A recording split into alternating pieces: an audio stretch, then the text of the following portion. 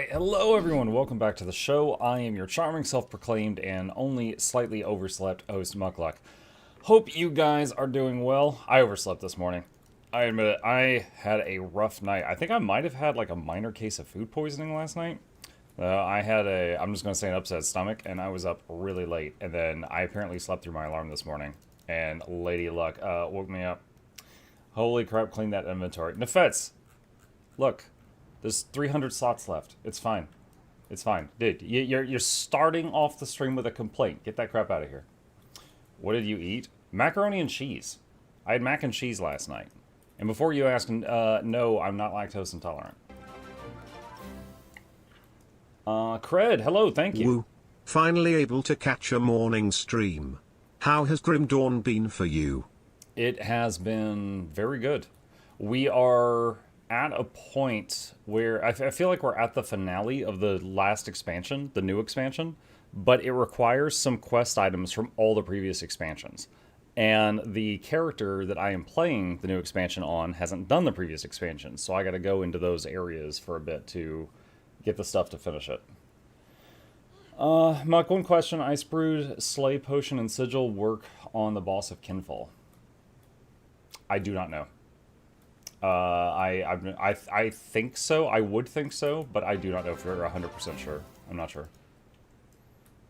Hi ho Muck, hi ho chat. Hey Leighton, thank you. Appreciate that. Greetings all. Hello Corwin. Looks like a new episode of I Tried is coming. Yeah, that's the goal. You kept your promise for playing yours 2 today. There for the transgression of not doing Meet Me Monday last night's forgiven. Oh, okay. Okay. We're just getting started. You're doing this pretty early. We have a visitor chat. Mao.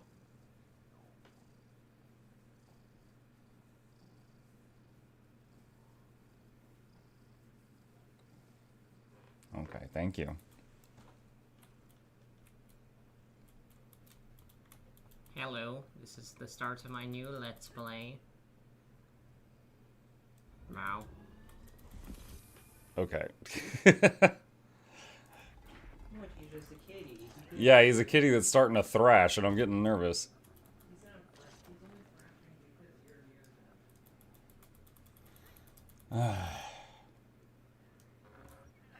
Your lack of beer is terrifying to him. Mm-hmm. I would watch a Chip Let's Play. Yeah, I don't know if he would stay in that position for more than a minute. We might have to set up like a looping GIF of him or something. Michael, we get the chip cam back one day. Maybe. When I swapped to the dual PC setup, I couldn't get it to recognize 2 separate cameras. And I have not like spent time troubleshooting that since I made that change. But it's possible. Catnip in the hair, what could go wrong? In the hair? Oh my gosh.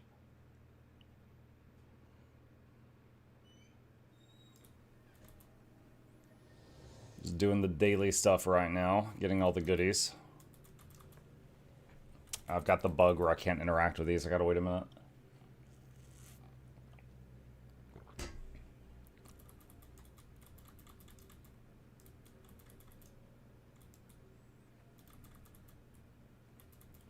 There we go. It's a weird one. Every time I go from my homestead directly to a guild hall, I can't interact with the nodes for like a minute.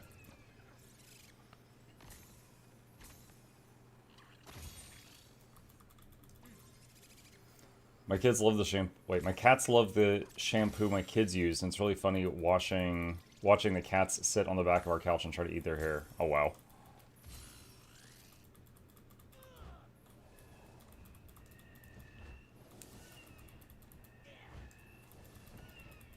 Muck streams, gets a few hundred viewers, Chip streams, and shoots to a low 1,000. Oh, yeah. The internet is made for cat videos. I wouldn't even be offended. That would just be the natural order.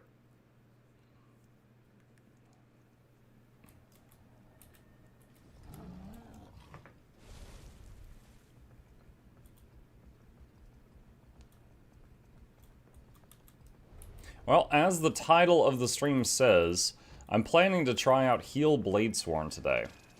That was a build that came out a couple of weeks ago during the same patch that buffed and nerfed a whole bunch of other classes.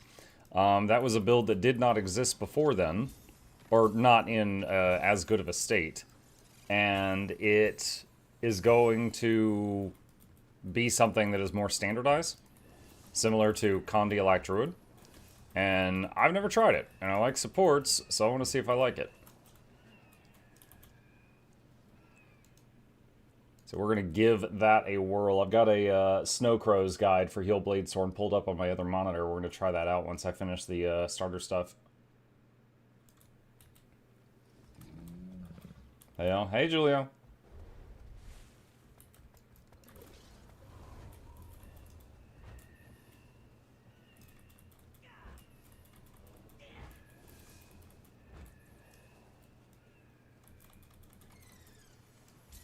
I'm in love with Heal Ritualist. Heal Rit's really good. It's also quite fun. I was playing a lot of that during this this expansion.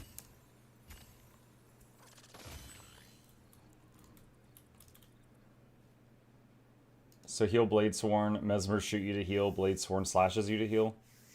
I'm not sure. Going to find out.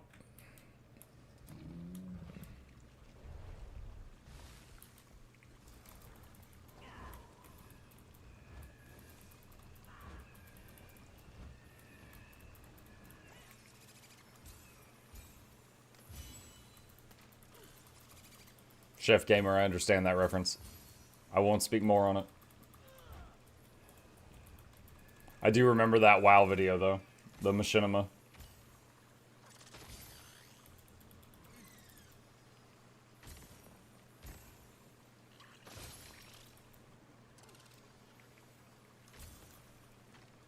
Alright, got that done. Crowbar. Trophy bag. Alright, that's all fine. Okay. Now the alts. Just rewatched your guide on Obsidian Armor. I'm working on the chest. Nice.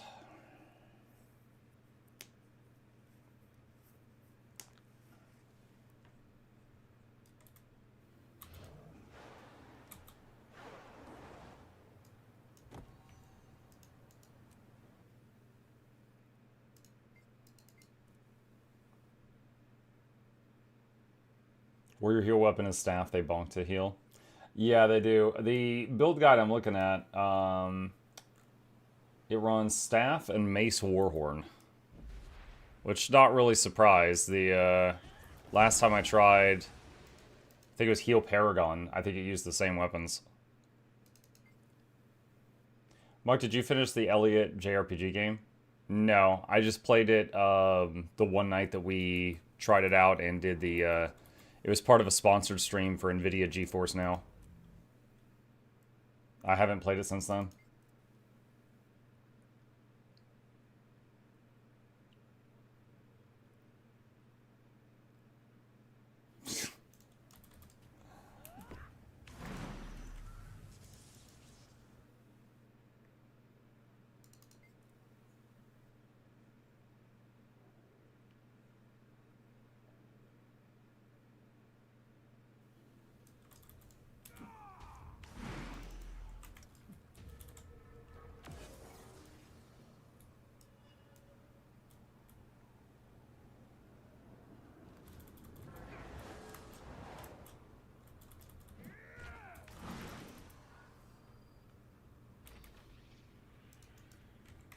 Okay. I've been working on vision, so I moved 2 alts to the Iceberg chests. Dude, the Iceberg chests are a great source of income if you need either Living World Season 4 currency or just gold. Or I should have said the Living World Season 4 trophy shipments.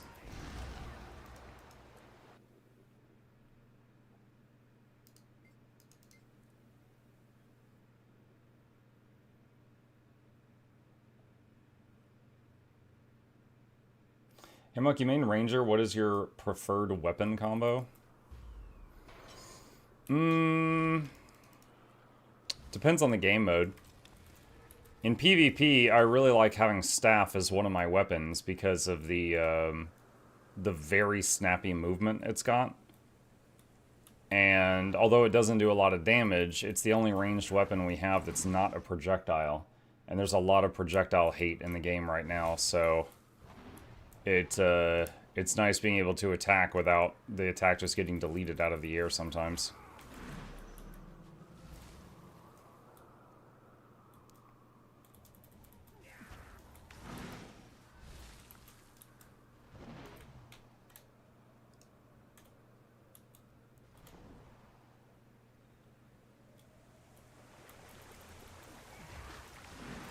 There we go. That's the last one here.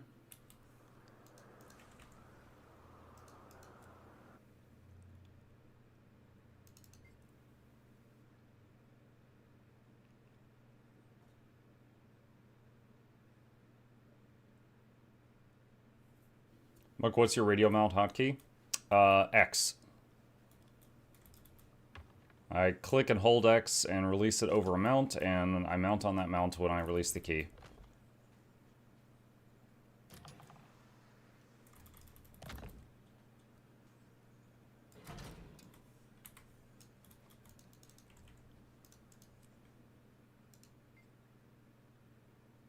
Oh, I just realized my, I'm gonna have to take one of my warriors away from the parked chest that they're at for this.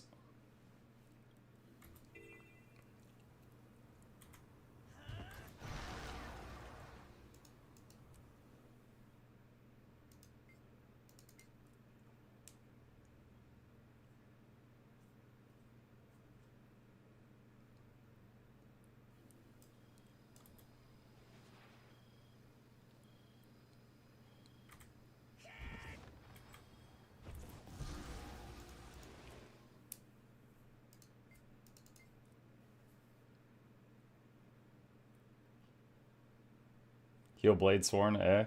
Yeah. Yeah, they added some traits to Bladesworn a couple weeks ago that made Condi Bladesworn and Heal Bladesworn a thing. They weren't a thing before. Alright.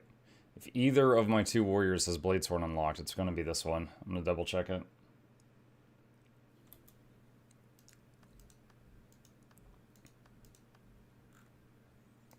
Yep. Okay. Alright. Small boy hunter. That's, that could be interpreted two ways, and I really don't like one of them, chat.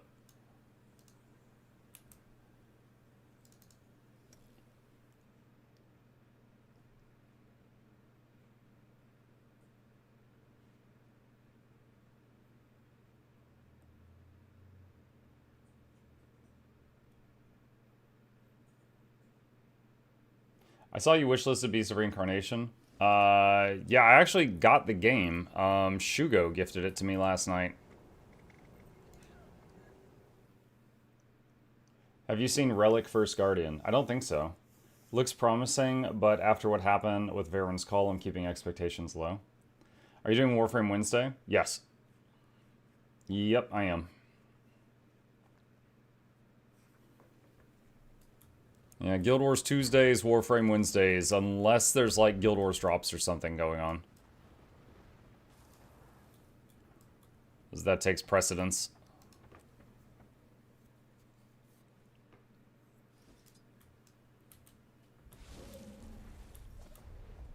Are there drops later this week? Not that I've heard. Are there? Hang on a sec.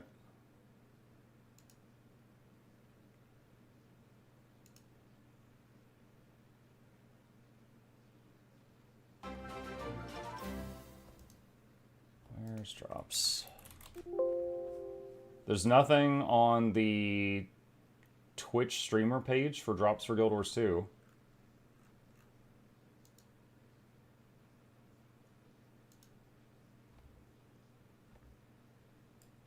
Did they announce it somewhere? I can like look up their Twitter.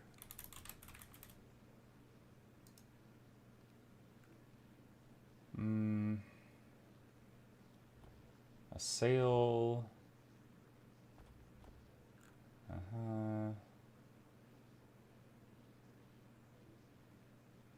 Jimothy coming on August 11th.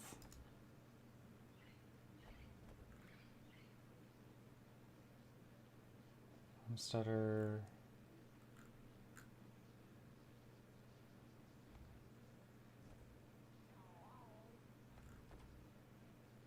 Yeah, I'm looking at all the recent stuff. I don't see anything about drops. Seems like multiple of you are mentioning it, so it might be a real thing, but I don't see it on their official channels. While the contest is running, there will be other reasons to celebrate homesteads. We'll have Twitch drops available for watching your favorite Guild Wars 2 streamers starting July 30th. Oh, well, that's not on Wednesday anyway, so that wouldn't interfere with Warframe Wednesday. But yeah, I do not know about that. Okay, let's see here. Let's see. Staff Mace Warhorn. What builds do I have right now? That's Spellbreaker. Alright. So currently, we want Staff, Mace, Warhorn. Gonna have to transmog those, but we'll take care of that in a minute. Harriers on the weapons. And concentration and paralyzation on the staff.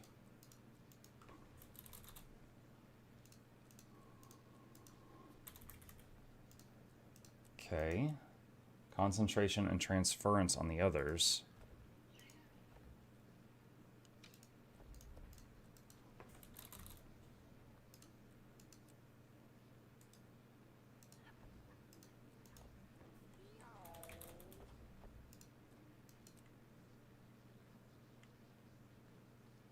It seems backwards. Isn't Mace the thing that has more CC than the staff? Why do we have paralyzation on the staff?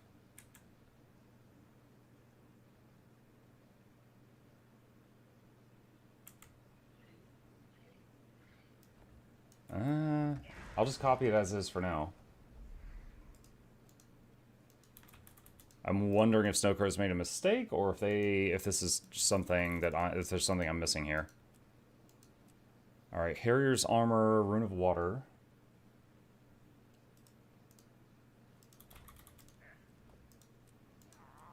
Harrier's over here.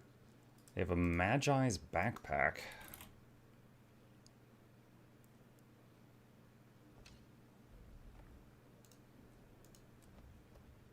Giver's amulet, Giver's rings.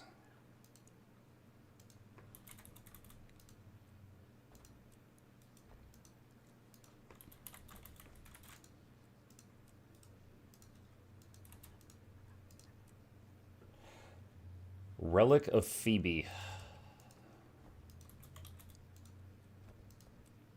When you use a healing skill, grant nearby allies swiftness and remove movement impairing conditions from them.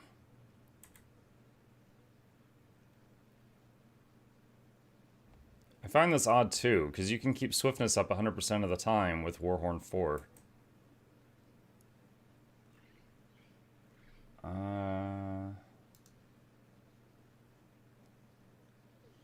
Doesn't Bladesworn use one weapon and then your kit though?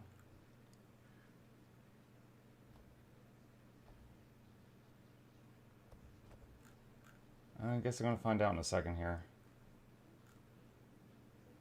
Alright, the build. Hang on a second. Version. Well, hello there. Hello there, X4. Welcome.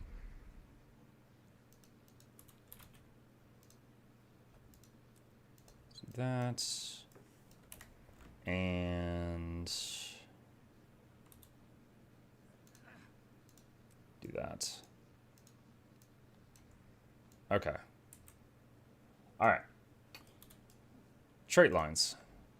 Specializations. We got Char Guy looking to the right. Tactics and Bladesworn. Bing, bing, bing. Bing, bing, bing. Bing, bing, bing. Okay. And this Guys, stuff. look at me! I'm so curvy! Hello. Alright. For this utility slot, it says, depending on the encounter, take Banner of Tactics for stability, Banner of Defense if you need another source of Aegis, Shake It Off for more Condi Cleanse, Kick for Defiance Break, Stomp for launch, Electric Fence for projectile block, Dragon Spike Mine to recast Dragon Trigger, or Battle Standard to revive players. But losing Tactical Reload will impact the rotation. Okay. Take a drink of water here.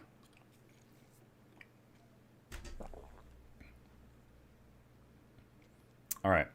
So, let's look at the traits that this build runs. Marching orders periodically gain soldiers' focus. Hitting with a burst skill expends the focus to gain might to nearby allies. Soldiers' comfort. The soldier's focus will heal affected allies and grant them prot. Deal more damage per boon. While you're in combat, grant might to yourself and nearby allies each interval. So every 10 seconds, you grant 5 stacks of might for 20 seconds. So that's roughly 10 stacks of might uptime without doing anything. Martial Cadence, Soldier's Focus will also grant stability to affected allies and remove 2 condis from them. Refresh Soldier's Focus when you swap weapons. Okay. Discipline, gain adrenaline on weapon swap for 3 seconds. It's flow for this. Increase your incoming healing effectiveness and healing to other allies. Okay. Gain swiftness when swapping weapons, but that's self only. Banners grant resolution to allies when they are dropped. Pulsing boons applied through banners last longer. Gain might on weapon swap. Burst skills gain reduced recharge. Gain quickness and recharge your burst skills when you strike a foe that is below the health threshold. Gain increased outgoing healing when you strike with a burst skill based on adrenaline. Okay. Bladesworn, we got flow. Load your gun saber with ammo that supports allies, changing its properties. Ammo that supports allies. Grant boons to nearby allies and gain positive flow when swapping to the gun saber. So 2 might for 15 seconds when swapping to it, and gain flow per second for 5 seconds when swapping to it. Okay. Gain boons when entering Dragon Trigger, stability for 6 seconds.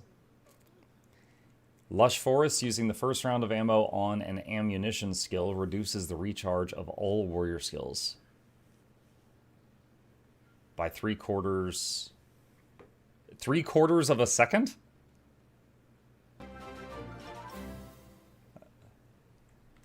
Woot. I never know what to write in the box. Okay.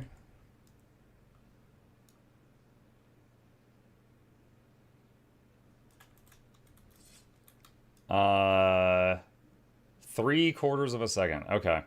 Guns and Glory gain ferocity for a short duration when you hit with an explosion. This effect stacks duration. And Dragon Slash has a lower maximum charge level and consumes more flow per charge, but its effectiveness per charge is increased. Grant alacrity to nearby allies when you Dragon Slash. Okay.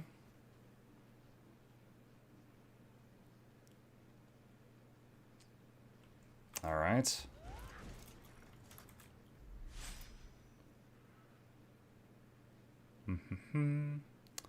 Dragon Trigger 2, Blooming Fire. Now does regen.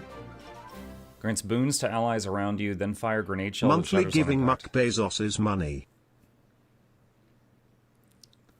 Spin and block nearby projectiles. Healing remove conditions. Fires shots at allies that heals and remove conditions.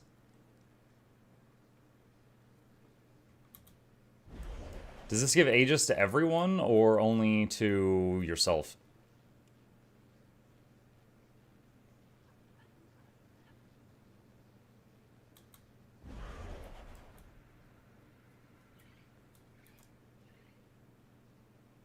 Are the spectral wings from the armor? Yeah.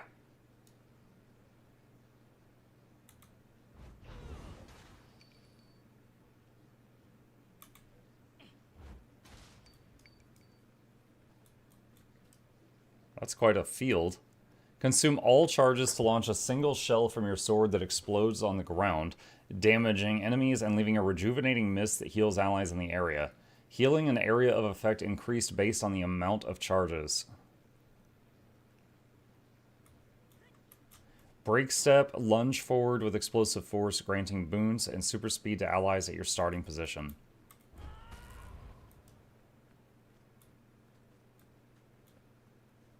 Okay. So Fury and super speed. Aegis, but I don't know if this is Aegis to everyone or just me, but Condi Cleanse and healing. Big healing cloud. Regen. And that just whacks them. Okay, and Dragon Trigger. Oh, that's right, you can move in Dragon Trigger now. He's just walking menacingly.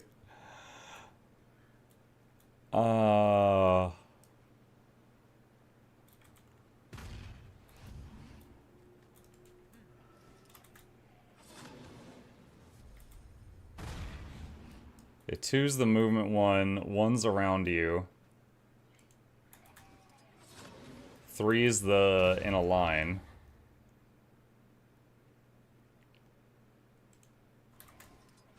Do they all do the same healing?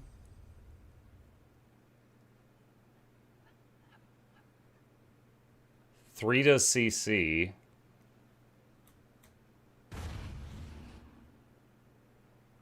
Two is ground targeted now, that's nice. Four is Aegis. Five is blank. Dude, I can't see the tooltip for four. Hang on.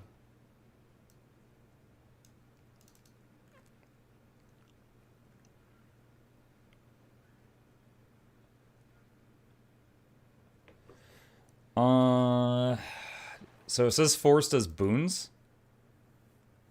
It does might. Applying boons to allies and ending Dragon Trigger. Consumes all charges to increase the number of boons applied.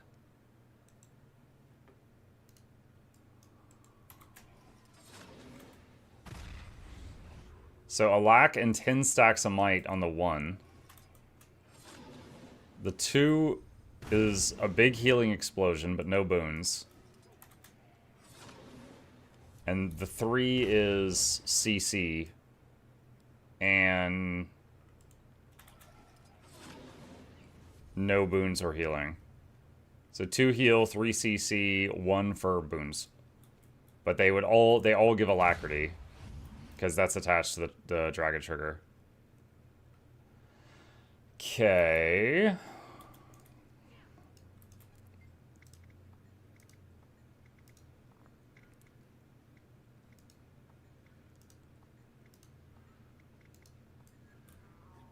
Alright, so adjust self. Add boons. Quickness.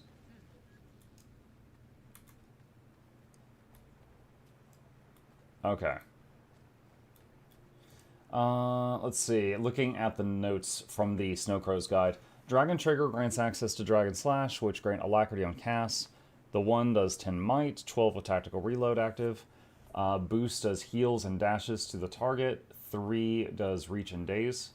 4 should only be used in the opener since might will be upkept by the rest of the build. While inside, be sure to cast Trigger Guard and Flicker Step if they are at maximum ammo. After using Dragon Trigger, use relevant gun saber skills, especially Blooming Fire. Blooming Fire, hang on. That's the 2. Okay. Swap to staff, use Valiant Leap and Line Breaker, and return to Dragon Trigger once again. That is the 2 and the 3. Okay.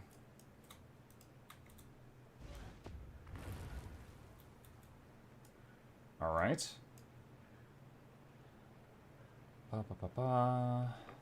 Dragon Slashes can also be undercast below 5 charges to save time if their other benefits are not needed. After the opener, use Combat Stimulant, Flow Stabilizer, and for greater justice whenever they are at 2 ammo to trigger Lush Forests and Relic of Phoebe. Use Gunsaber skills similarly, but holding them if they are needed for mechanics. Okay, so I want to check something here. Okay, so earlier I was confused on why we were taking Relic of Phoebe when, because it gives swiftness when Warhorn gives plenty of swiftness, and I honestly forgot that Bladesworn can't weapon swap. So they just, once you're in combat with staff, you cannot swap to the Warhorn. So I'm actually not sure why the build says to bring these at all, because that means that if you started the fight with these, you'd be locked into them. Okay, so for that kind of thing, let me see here, hang on.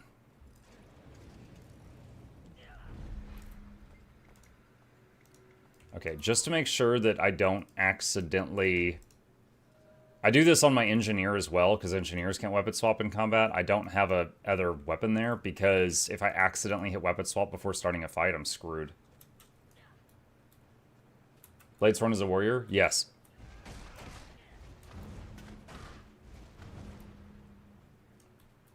Okay. So... let's see here.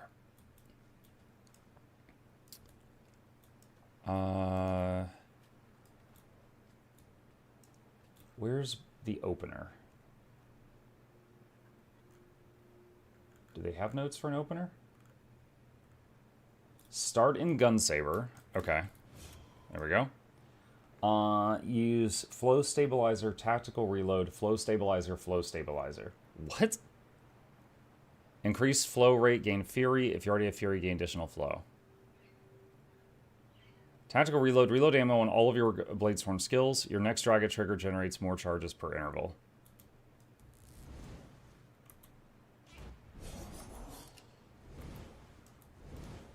Alright.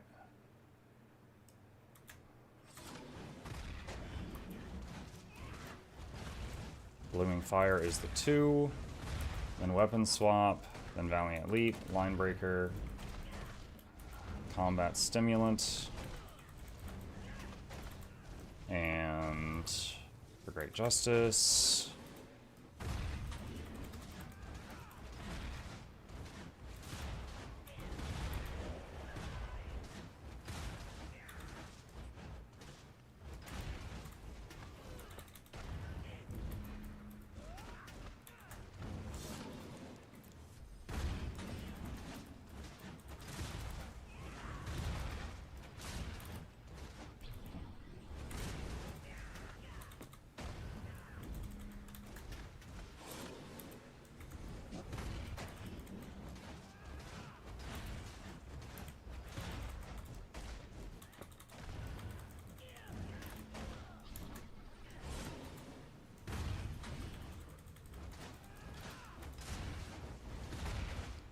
Okay, 3.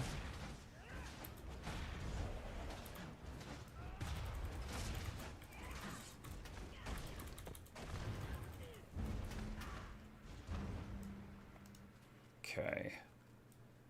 Let me redo this. Honestly, I feel like Lush Forest is an overkill a bit. Oh, I mean, what's it competing with in its trait line? Grant barrier to nearby allies when you convert a certain amount of flow into charges, but it's only 600 barrier, so...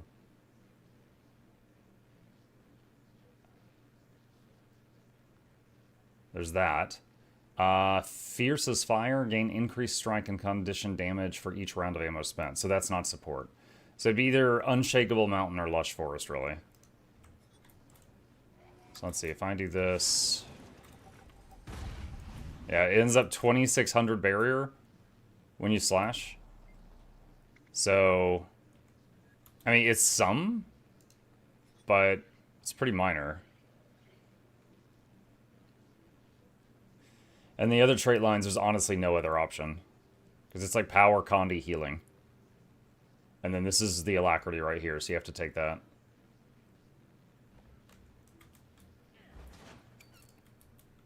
Okay, let's try.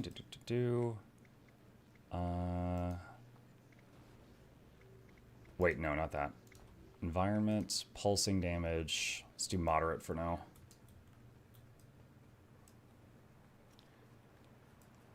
Alright, so flow stabilizer, and this thing, and flow stabilizer, and flow stabilizer. And do dragon trigger, and do that.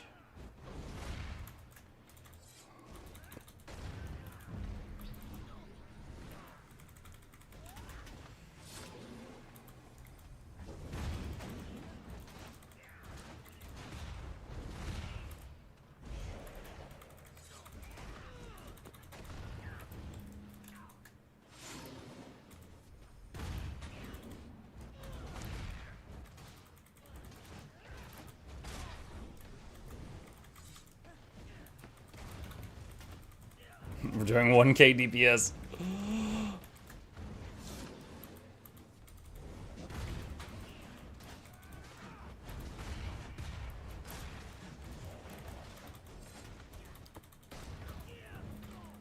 Well, moderate is pretty easy.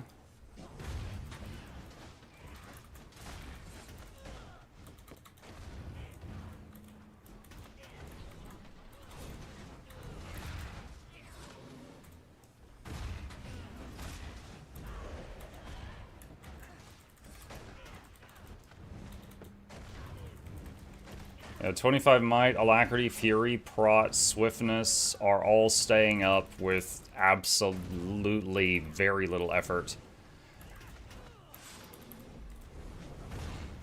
Very, very easy.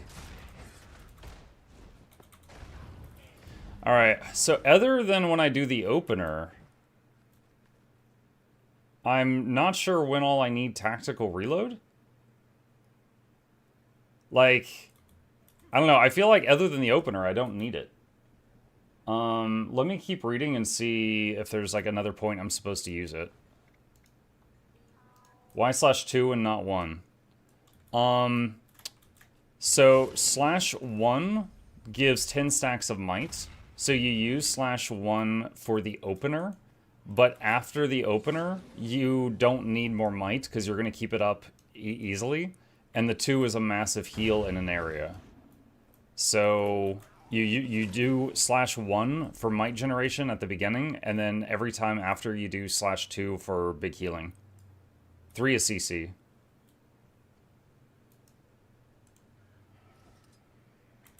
Muck, when you were approaching the golem, it seemed your lack was on auto. I think you might be right. Hang on. I didn't mean to do that if I did.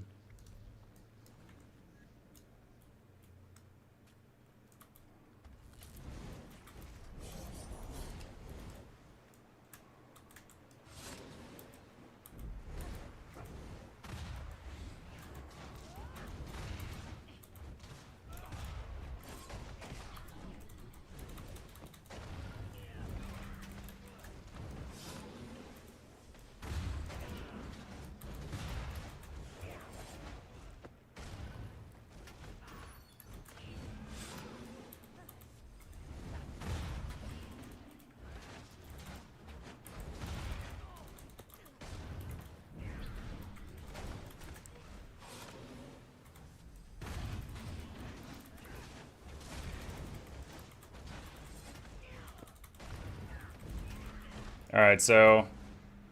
yeah, a lack is fine. Yeah, as far as boon generation, this is very easy to wrap my head around, even as a not warrior main. So I would say that this... I mean, part of it is because we don't have a second weapon set to really remember. We've just got the Let me rephrase that. We don't have a second warrior weapon set, but in essence, you've got 3 weapon swaps. You've got the gun saber, you've got the dragon trigger, and you've got the staff. So this is kind of like when you're playing druid, and you've got 2 weapon swaps plus astral, so in essence, you have to remember 3 weapons worth of abilities. But it's not that complex, because like the dragon trigger, you know, the first 3 buttons, you are never using 2 of the 3 of those. You're always just using 1.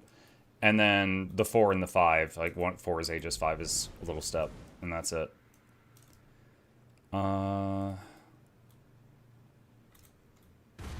Let's see. Okay, so I was wondering about tactical reload. Let me see. Let me see if their notes say anything about that.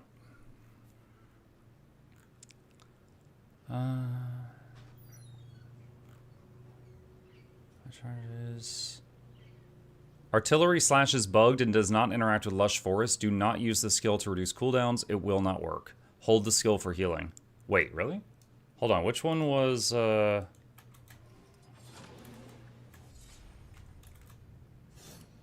That's the Gun Saber 3. Which does the healing field. Okay. By the way, can I just say, props to whoever at ArenaNet made this graphic, because we've had so many, like, you know, like the Ritualist pool on the ground where you can't see anything? And this is fine. You can see it, but it's kind of faint, and you can also see through it if there's something under it. I appreciate that. Do that with more stuff. Alright. Cleanse the barrier. Regen from Blooming Fire. Valiant Leap, Line Breaker, Defiant Roar, Inspiring Roll. I thought Valiant Leap did regen. Did it used to do regen? It's just Might and Fury. Hold on, I'm actually curious about this. Wiki Valiant Leap.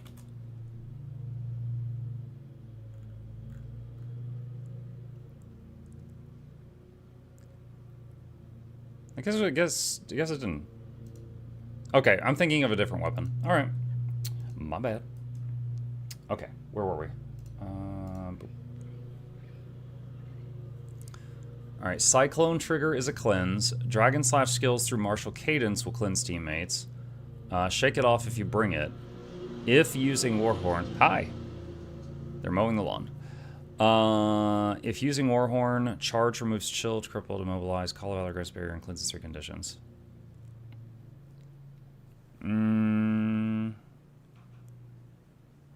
CC, you've got Dragon Slash, Snap Pull, Kick, and Stomp. Dragon Spike Mine can be used to reach Dragon Trigger, allowing 2 uses of Dragon Slash Reach where applicable. Okay. Alright. Wymook's neighbor has to mow the lawn every other day. It's not every other day. It's like once a week or every 2 weeks. And it's like the, it's like one of those lawn services that comes around like on a schedule. So I think they always just happen to do it on Tuesdays. So I don't see anything in here about tactical reload. On trait notes.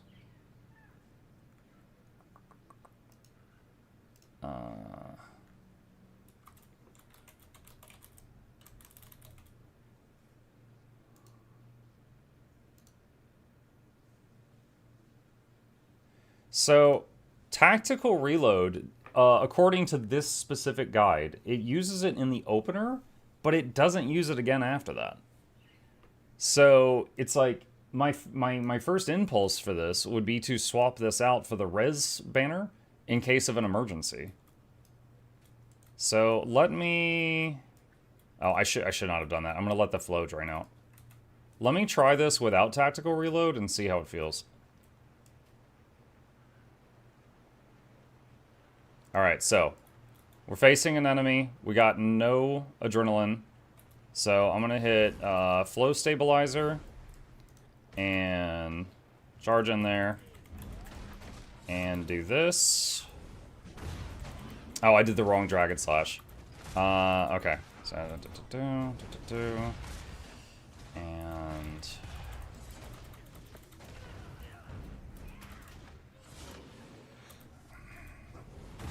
Alright.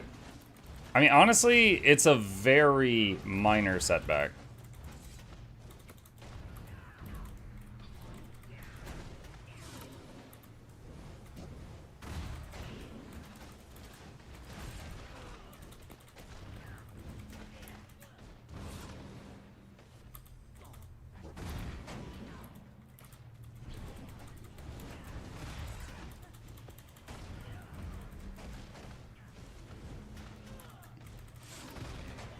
Oh, that was a misclick. Spam clicking too fast.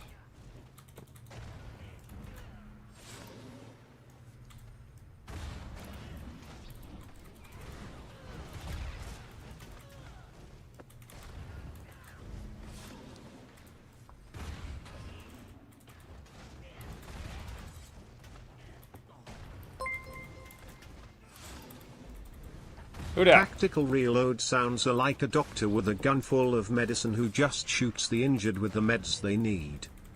Isn't that just Anna from Overwatch? I mean, if it works, it works.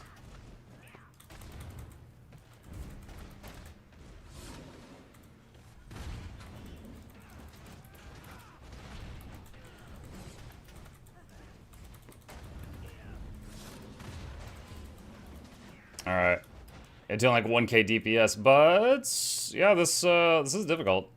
I don't know. I feel like the losing tactical reload didn't really affect me. You use it just before the slash, so it takes half time and flow to charge. I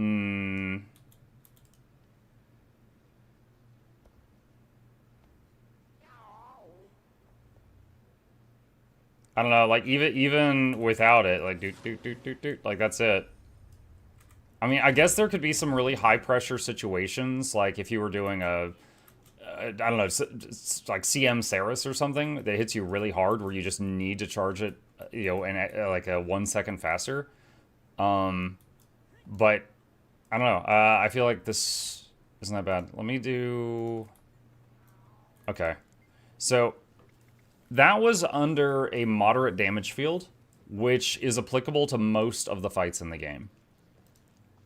This is going to be way more damage than most fights in the game, but I'm curious how it's going to do.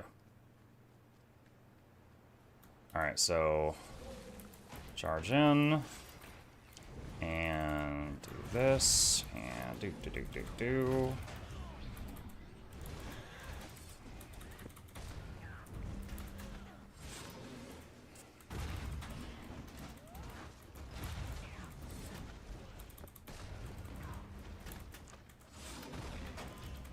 Oh, I messed that up.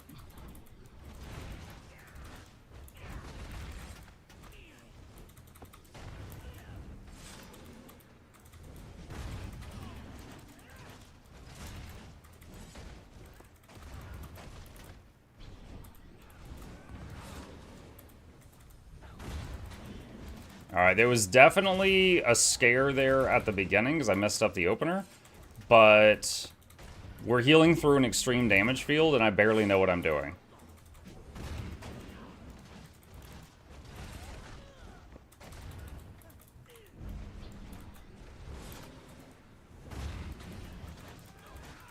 So this is definitely a pretty strong build as far as how tough it is and its healing output.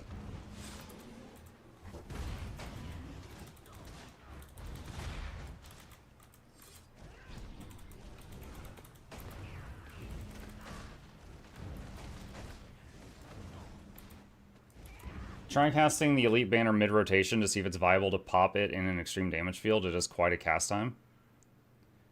2 seconds.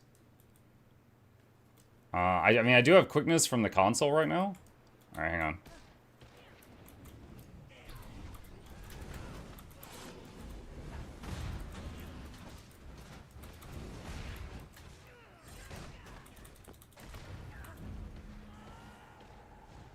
Yeah, it's totally fine. It's totally fine. You can easily make an opening to do that.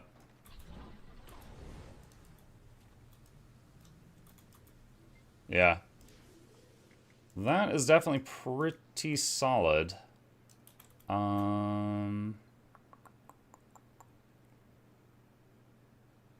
Let's see. Alright, so a couple things to remember. So for cleansing conditions, Gunsaber 4 is a cleanse. Every time we Dragon Slash is a cleanse. 'Cause that was from Soldier's Focus, right? Yeah, right here. Every time you Dragon Slash, it removes 2 condies from the team. And that's basically it, but those are 2 buttons you're using fairly frequently.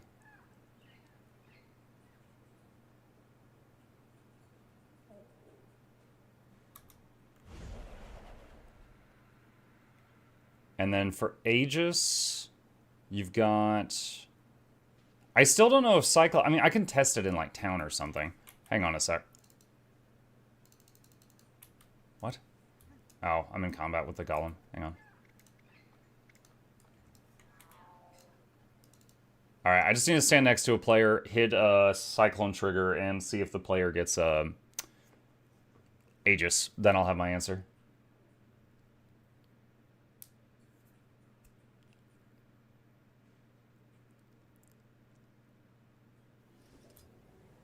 Alright. So, this guy. Nope.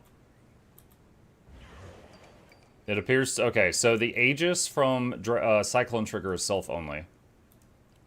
Alright, so the main way to give other people Aegis is going to be Line Breaker.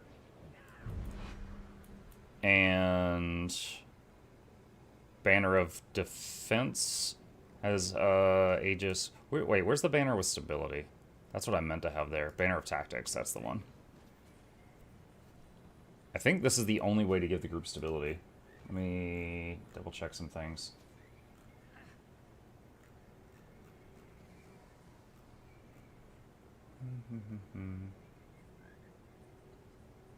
Yeah, I don't see... Oh, wait, no. Hold on. Soldier's Focus. Whenever you Dragon Slash, you give the group stability for a time.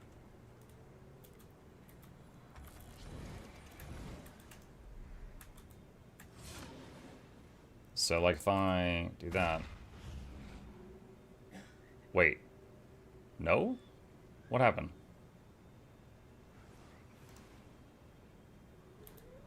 Hold on. Reread.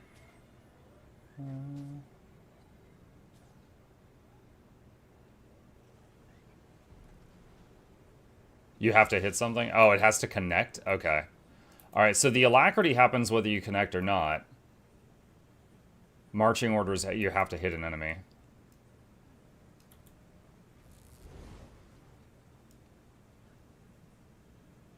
Wow. 1 charge of flow capacitor is not even enough to enter Dragon Trigger if you're not in combat. Interesting. Okay. So, 3 is big heal. 5 is... movement and fury, but it's not needed to keep fury up, I don't think. So you can use it for Lush Forest or use it for movement. Let's see, gear notes. The Mace Warhorn set should only be used at encounters with low healing pressure for vigor access and to free up your relic slot. Martial cadence is mandatory if you're doing so to keep protection uptime. Any main hand weapon is acceptable. Select for utility. When in doubt, stick to staff.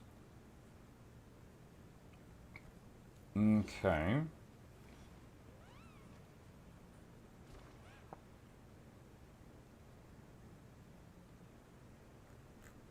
Let's see if there's anything else here. Any other useful tidbits?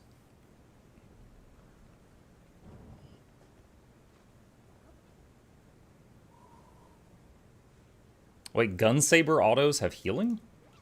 Hang on. Oh, it does, yeah.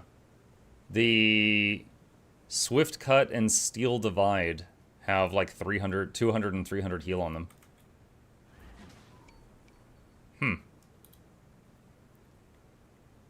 Okay.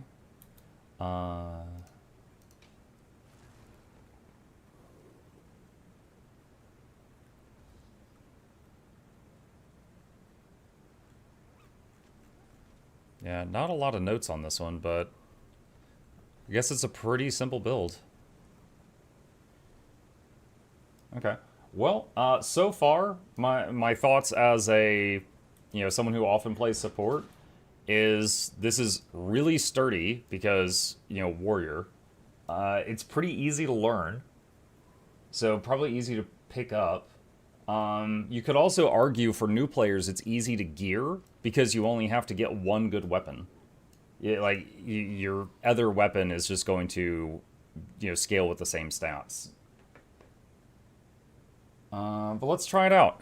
Let's try it out. Let me see what we can find. Is that Winnie the Pooh? What's up, Pooh? Alright. Let's see. What's going on? What are the dailies?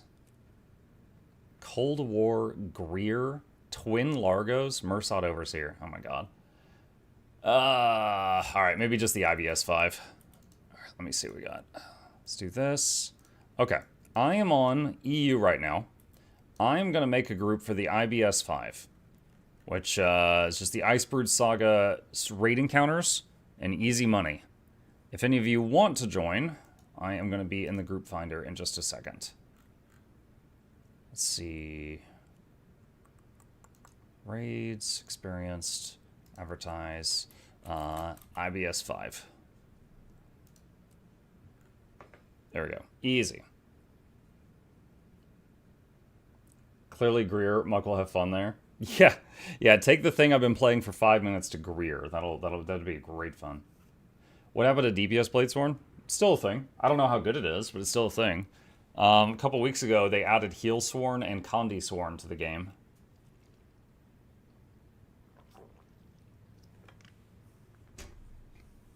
Your saber glows depending on which trait you're using. Hang on. Alright, so it's got kind of a yellow blade right now. Condi is red. And basic is almost the same. Yeah, power and healing look almost identical. But Condi is a very bright red. Okay. Alright. So I'm a lack heal, so I need a quick DPS.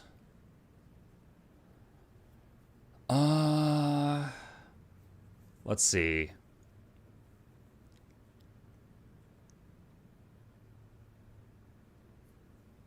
Okay. Alright, She Morgul. Can you quick DPS?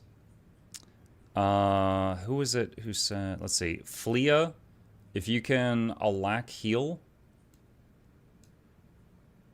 And Tohisu, if you will quick DPS. And that should have all of the necessities filled. And then I'll put the I'll put the other people, just split those evenly. Okay. Alright, and let's start at Shiver Peaks Pass, the easiest one, and go from there.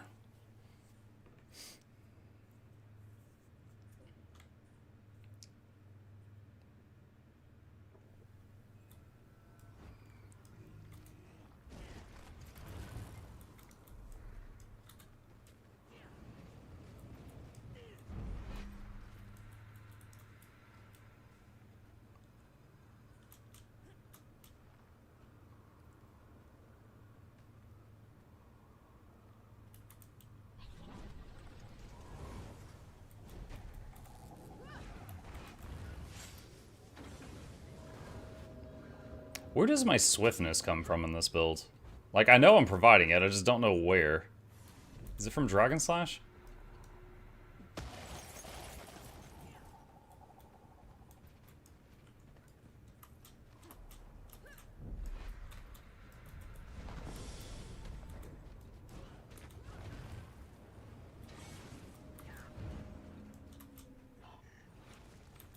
Oh, that's why. That's right. It was Relic of Phoebe. That's what was doing it.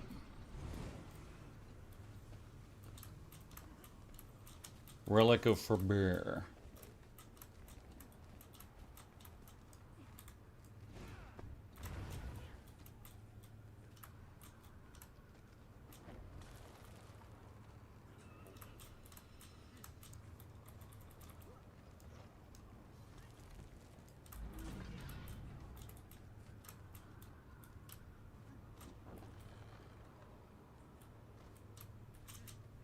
Ah, almost jumped off.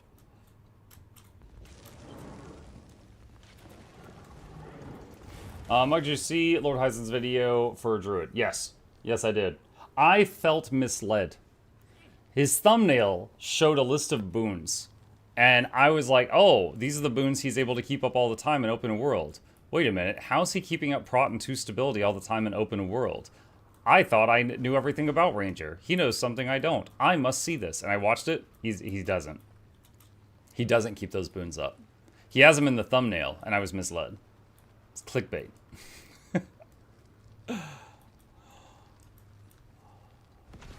All right.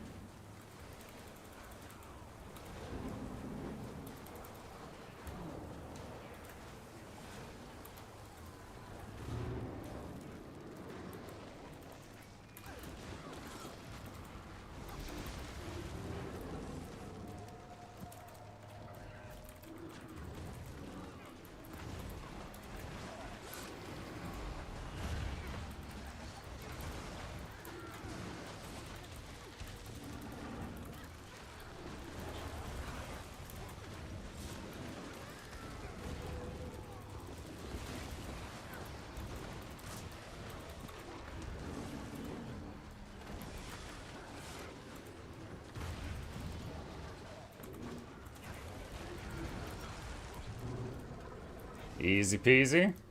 Love the 2 warrior supports fighting for 1k TPS at the bottom. Oh, man. The thing is, though, we're also using Harrier gear, which is like the glass cannon gear for healers. And it's like, yo, if I'm doing 1k DPS, I might as well swap it out for minstrels and be unkillable, you know? And then I'll go to 500 DPS. Anyway. Select new. Dull bears. Morning walk. What's up, Mimosa? Been enjoying the Grim Dawn vids, Muck. It's a cool looking game. Reminds me of old Diablo games. Yeah. Yep. Before I was ever a Guild Wars 2 streamer, I was streaming Grim Dawn to 2 whole people. So for me, it's like going back to my roots a little bit. But yeah, that new expansion's really fun. I'm enjoying it.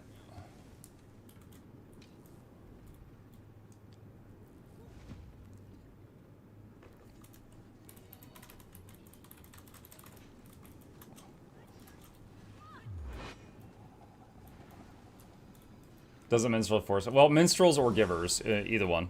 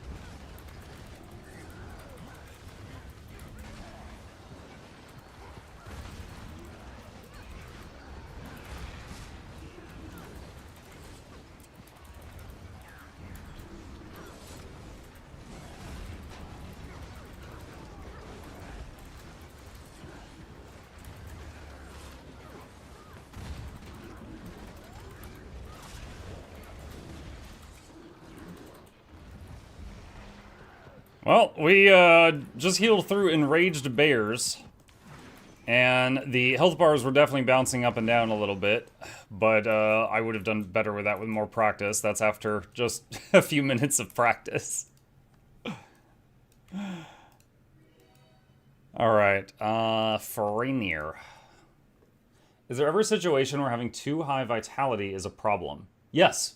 Yes, there is. There are a couple of attacks in the game that hit you for a percentage of your health, which means the more vitality you have, the more health you lose. And so the more the healers have to work to heal you back up if you have more hit points. But those are very, very rare. For example, if you've got 10k health and you get hit for 20% of your health, you just have to be healed for 2k to be back to full. But if you are in a situation where you've got 30k health and you're hit for 20% of your health, that's 6,000 health that the healers have to refill on you.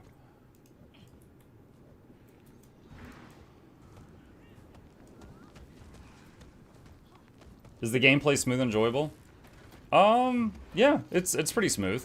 So far, I feel like any mistakes are because of me, not because of the build.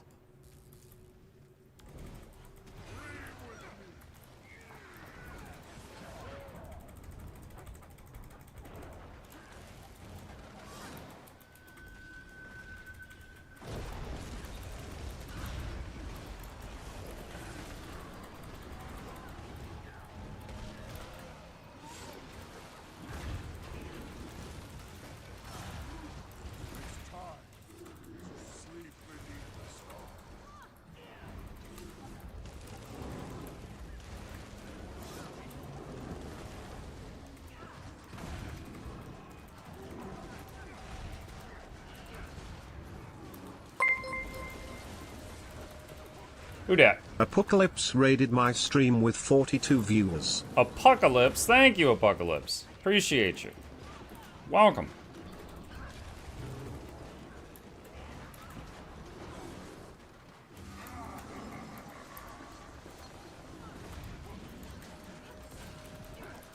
Yeah, I am definitely making mistakes here, chat, but this is not a high-pressure situation, so it's okay.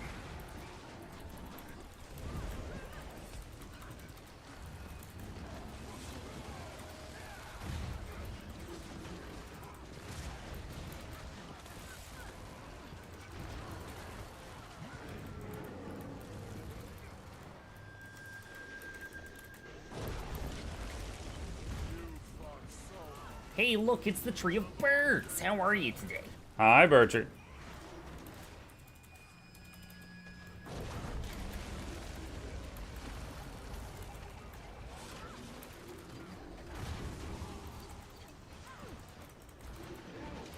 Nice, nice.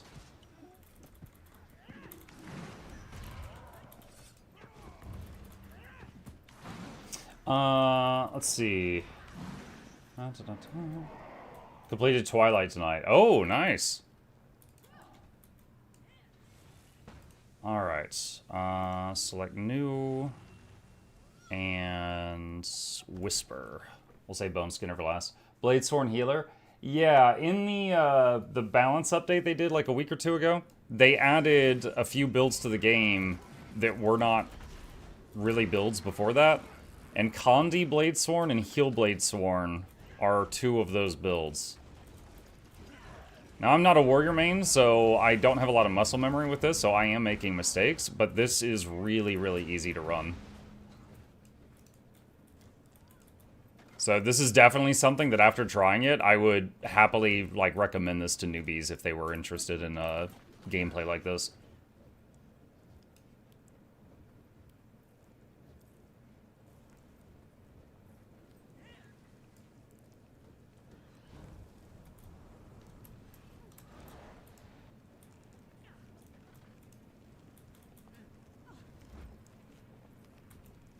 Alright, just going to hit flow stabilizer.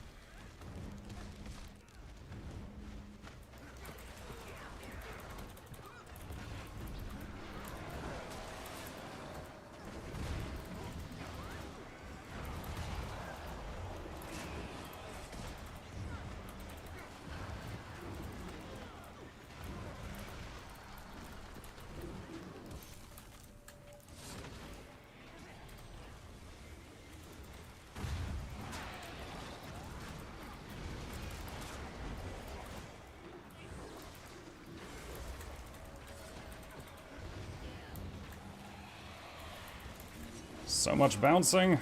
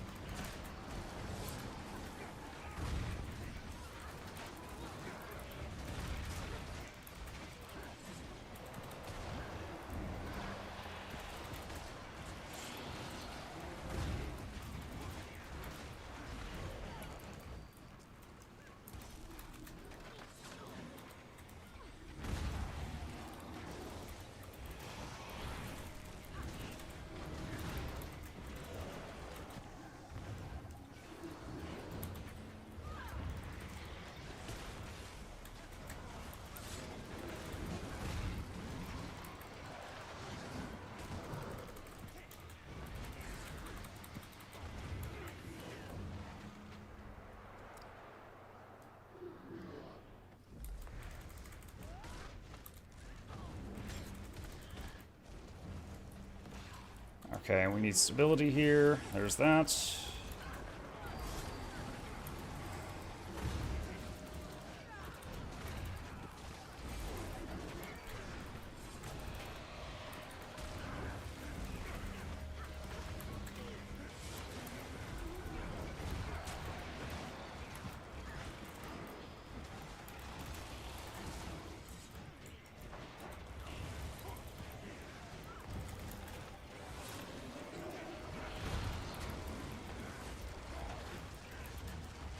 Banner res.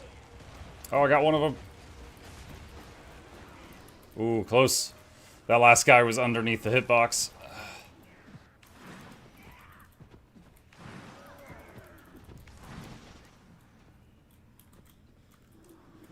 All right, cool. Bone Skinner.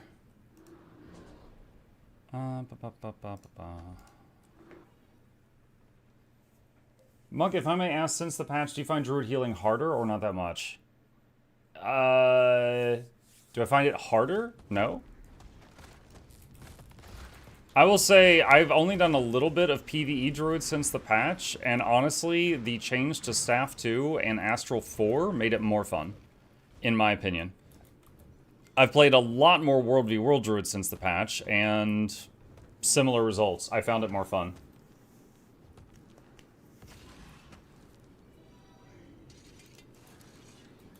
Because, like, Astral 4 used to be a channel, and you had to, like, hold it for, like, 4 or 5 seconds, and now you click it for 1 second, and it just goes on its own for 5 seconds, which frees you up to hit other things.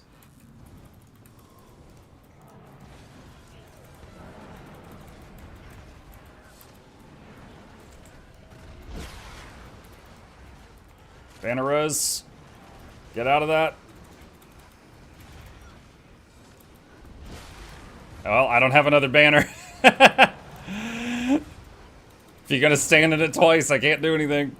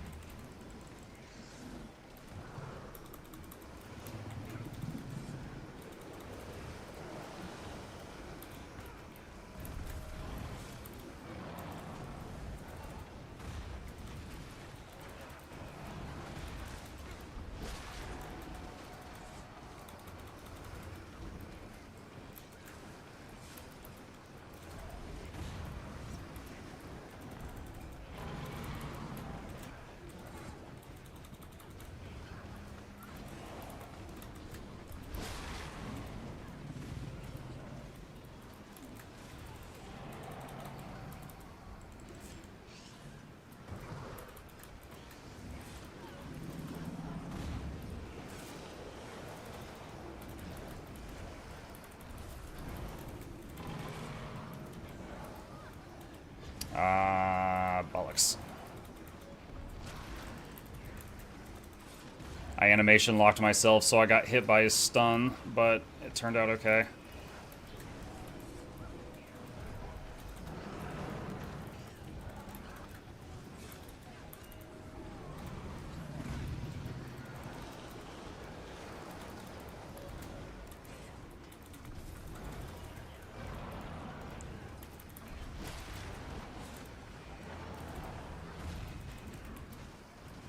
Banner.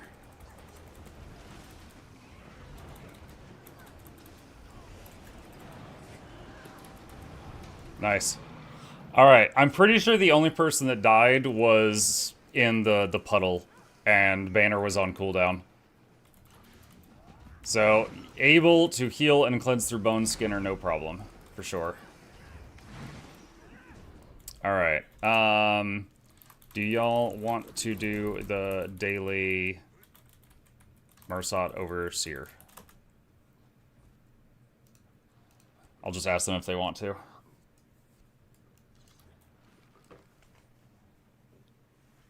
I'm okay with it if they are, but I don't want to take a group that's never done it and be teacher mode. Let's see. Alright, so we're losing 1. Okay. Alright. Let's see. Select new. Where is it?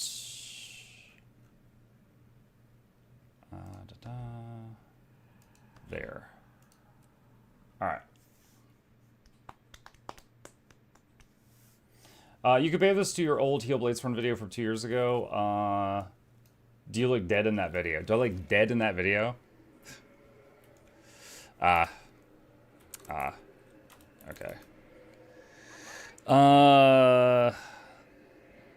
Alright, looks like we've lost a handful of people then. Okay. Alright, well, thanks for the runoff. Alright. I don't want to wrestle with replacing 3 people and figuring out what roles they were, so I'm just going to say thank you to the group that joined me. We got our IBS 5 done, and I got the practice I needed, so thank you, thank you, thank you. Alright. Muk, did you try having a panda head on your Asura? What? Muk, may I know how to do the DPS meter thingy? Arc DPS? Yeah. If you do exclamation mark add-ons in the chat, which I'll do for you right now, I've got guides on how to set up a whole bunch of different add-ons, and one of them is called Arc DPS, and it is the thing that you see on the screen right now. If you're running the Nexus add-on manager, which I don't have a guide on, but it is a thing that exists as well, it can install Arc for you if you're using that.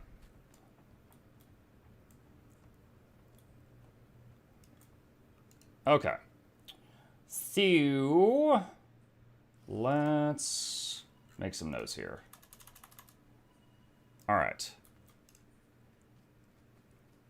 So we got the builds, cleanses, boons, opener, choice of elite, how it feels to play. I think those are the main talking points.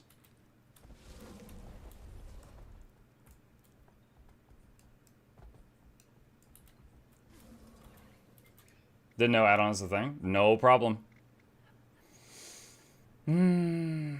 Let's see. Give me Monk a coffee. All right, there's that. Plus chip, there's that. And I'll do the other stuff. Okay. So we spawn a golem, average, additional options, add condies, all spawn the golem. All right. Adjust self. Add boons, utility, quickness. Alright, and then we're going to turn this down so that the NPC doesn't yak my ear off. And pause the notifications for a couple minutes here. Alright, chat, I am going to go into YouTube mode, and I'm going to record an I tried video for the people that actually care about my opinion on things. So strange they are. Oh, let's do flex slot. All right, here we go. All right, hello, Guild Wars 2 gamers. Mukluk here, and today we've got an episode of I Tried, focused on the Bladesworn. I'm not sure what the community is calling it yet. For those that don't know, during the balance patch that happened a couple of weeks ago, the changes that they made added a couple of builds to the game that didn't exist in a very great state before then. That includes Condition Damage Bladesworn, Healing Bladesworn, Condition Damage Alacrity Providing Druid, and a few others. This is the Bladesworn. So, couple of notes on this one for anyone who might be considering playing this. A Bladesworn, once they are in combat, cannot weapon swap. And the reason for that is they get their own special weapon for the Bladesworn, which is the gun saber. So you have the gun saber plus one weapon. If you had another weapon here, you would not be able to weapon swap when you're in combat. You know what? I'll show you right now. So I've just put a mace there. I'm going to run up to this thing, and I'm going to bonk it. And you notice the weapon swap button gets grayed out. You cannot use it, okay? So you really just need a staff for this, though there are some niche situations where you might want to use something else, but it's going to be staff like 90% of fights. So focusing on that. So what is the build? How do you play it? Let me first set up a test here, and I'm going to turn on a pulsing damage field on moderate, which is akin to most of the fights in the game. And we're going to run in. I'm getting quickness from the terminal just to pretend I'm with a quickness provider. So I'm just going to run in, and I am going to hit flow stabilizer here. And we're going to do this, and boom, there's 25 stacks of might. And use that 2, and hit this and this, and then we're going to go back to this, and there's all the boons. We're in our rotation now. We're just doing this in circles. We're providing everything that's needed, and we're healing through this without sweating at all. Okay? I am also, even though I am not very fluent with this build, I was able to heal through the extreme damage field as well with no problem. Okay. So what's the build? How do you play it? How does it feel? So for the gear, we're running Harriers on all of this, the weapon as well as the armor. Over here, we're using Harriers on the top row. We're using Magi's on the backpack. And down here on the bottom row, we are running Giver's gear for the 2 rings and the amulet. For the relic, we're using Relic of Phoebe. It gives you swiftness. Usually, for a support warrior, swiftness is provided by the Warhorn, but because we're locked into the staff with this, we are using Relic of Phoebe. If you were to, for example, bring Mace and Warhorn, you could swap this relic out for something else, but then your healing output would go down quite a bit, and your protection uptime would suffer unless you made other changes, because you would lose the staff. Okay. First of all, on the gearing, I just talked about all of this stuff. Oh, I didn't talk about sigils, concentration and paralyzation, and we've got superior runes of water on the armor.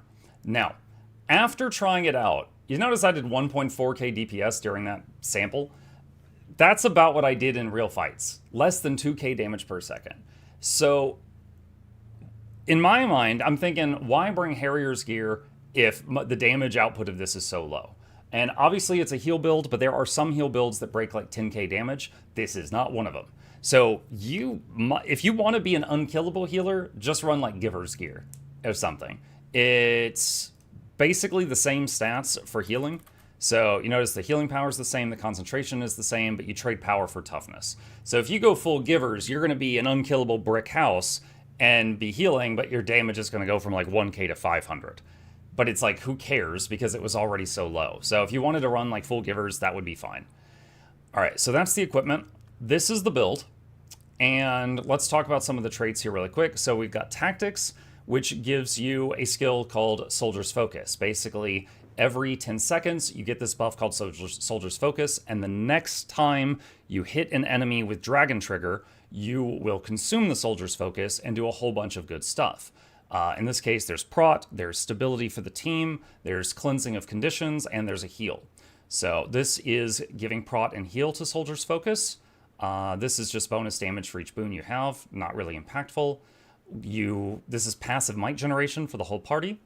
And this is applying might to an ally will heal you, doesn't really affect the build much. And this is whenever you consume Soldier's Focus, you give your allies stability and 2 Condi Cleanse. This is your leading source of Condi Cleanse. So roughly every 10 seconds, you'll cleanse 2 conditions on the team and give them all stability for 6 seconds, which is pretty nice. And then under Discipline, we've got just more healing, gain swiftness when swapping weapons, but this is self only. This is not hitting your group, so the Relic of Phoebe will hit the group.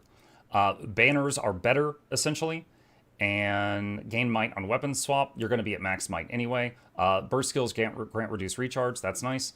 And heightened quickness, you will give yourself quickness when your burst skills hit a foe that is below 50% health. You're going to already have quickness from your team. This is a group build. You wouldn't be running around using this in like the open world.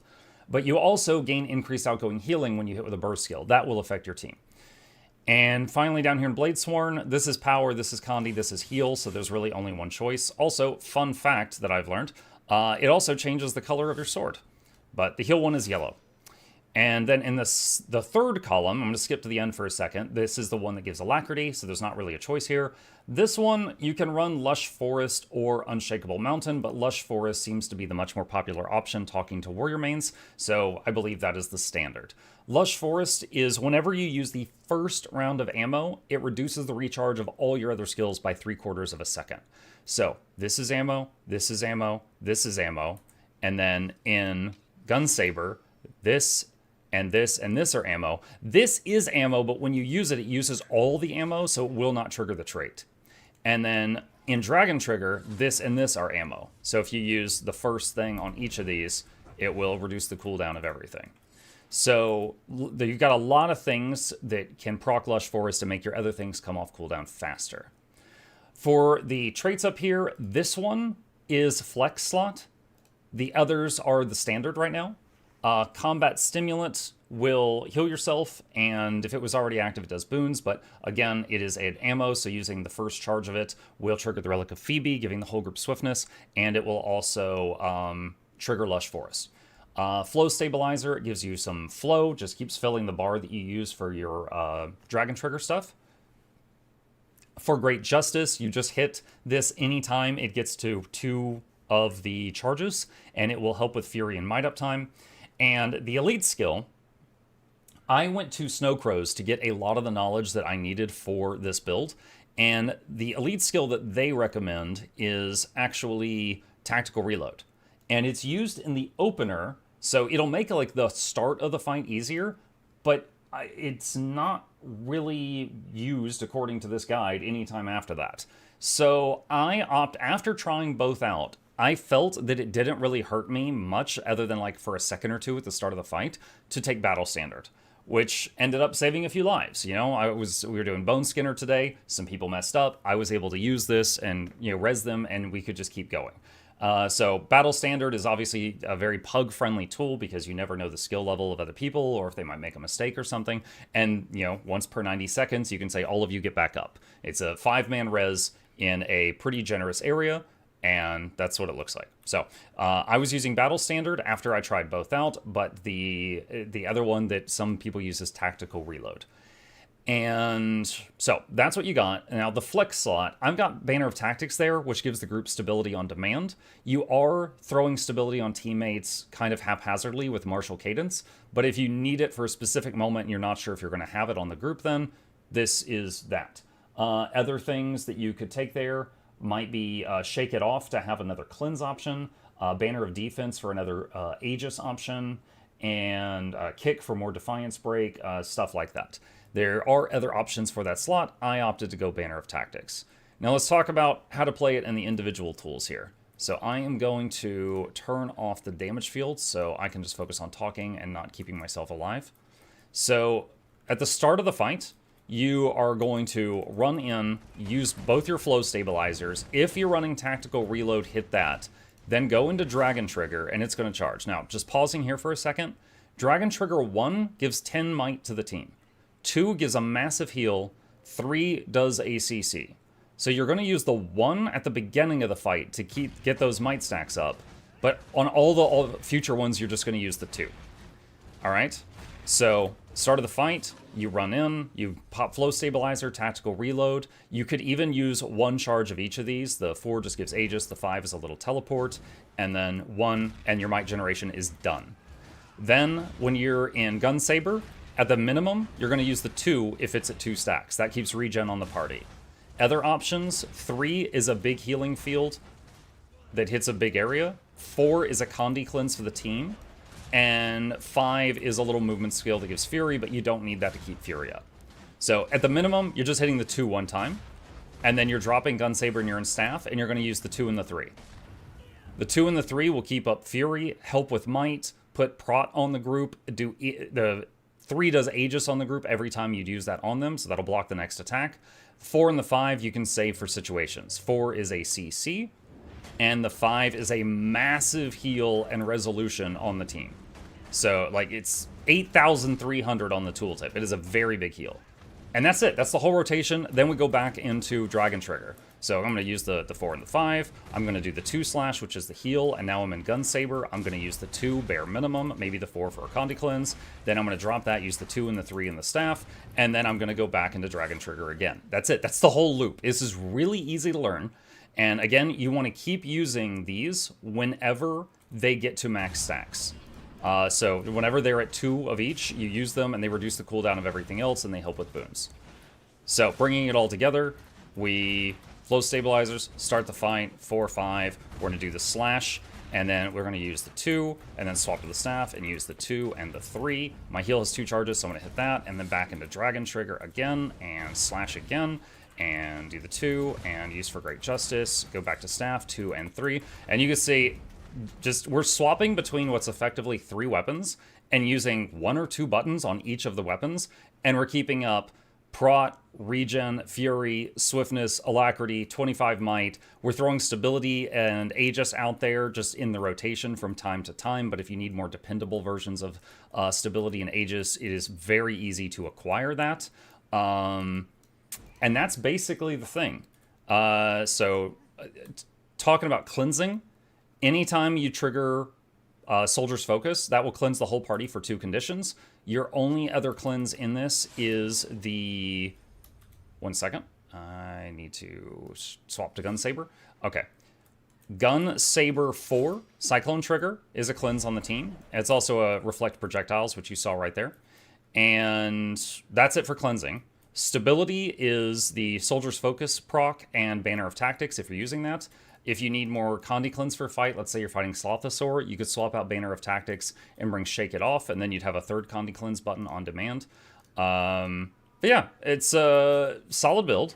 It's very tanky just because Warrior, and it could be even more tanky if you did it in full Giver's gear instead of Harriers, because I don't really feel like the Harriers is doing much for the power.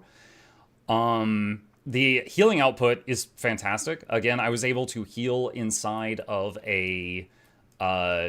extreme damage field with no problem. When I took a group to Bone Skinner, some people made some mistakes. I was playing a class that I am not fluent on. Like, I don't have any muscle memory for Warrior at this time, and was able to keep everybody up unless they stood in the puddles, which, you know, you can't heal through. So, like, the healing output is very good. The boon output is very good. It's very easy to pick up. And there's a small argument to be made that it's going to be one of the easiest healers to gear out, simply because it ignores 1 weapon set. So that's one less thing that you've got to get. If you're like a newer player, you're just getting to max level, you're looking for a build you want to play, if this, you know, catches your attention, you don't have to get a 2nd weapon for this, just a staff and then, you know, the other items. So it's a hair easier to gear than other things, which I think gives it a small advantage that's worth mentioning. Let me check my notes here. Is there anything else? No, I think I covered everything. Yeah, I think that's it. So yeah, Heal Bladesworn. Very solid. Get the job done. Doesn't supply a lot of damage.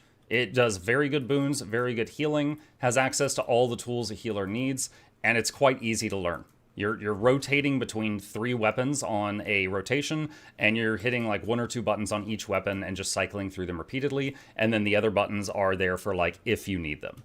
Like, for example, if when I hit staff, I use the 2 and the 3, which I always do, and then there's someone that's low health, the 5 is the massive heal. You know, you got that in the back pocket for when you need it.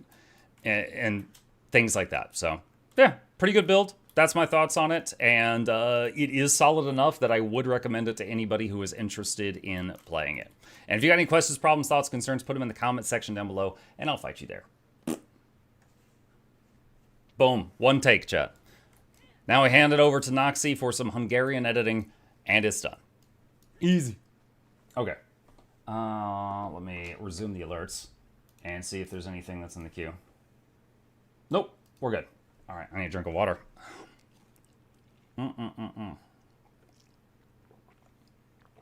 14 days for 3K streams. Yeah, we're coming up on day 3,000 of streaming every day. Yeah.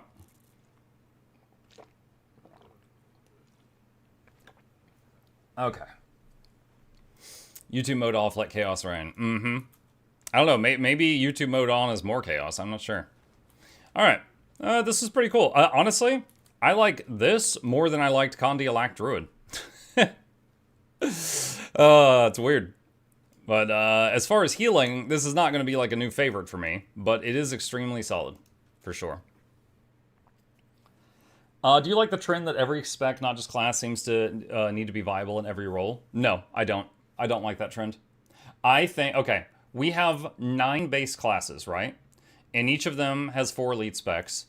So there's 36 elite specs. Now, if it were up to me, 5 of the 9 base classes would be able to provide quickness, and 5 of the 9 base classes would be able to provide alacrity.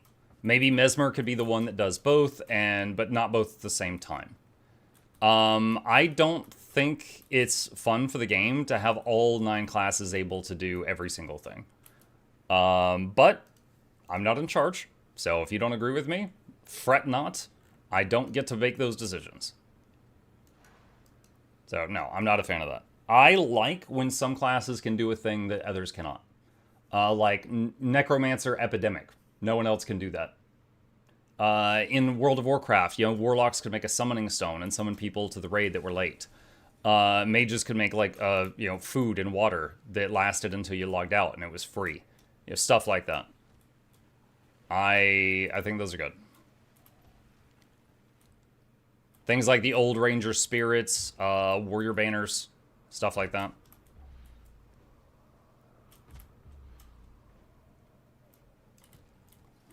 Okay, I need to get this guy back to where he was getting me money.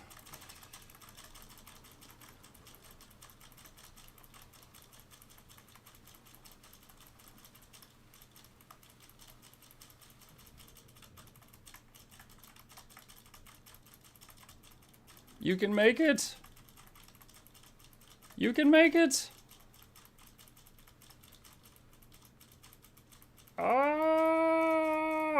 Into the wall. Yes! I was ready to jump off and swap to Skyscale in midair if I had to, but I didn't have to. Nice. Alright. Let's see, we got some Eternal Ice that we need to put out. I had no idea you could make the Manta fly. Visions of Eternity did a makeover for the Skimmer, and it has new abilities now. And now he parks the warrior to gather dust again. Yo, my warrior loves me. He lives a life of retirement. He has to do 10 seconds of work a day, and that's all he has to do. But he collects huge payroll.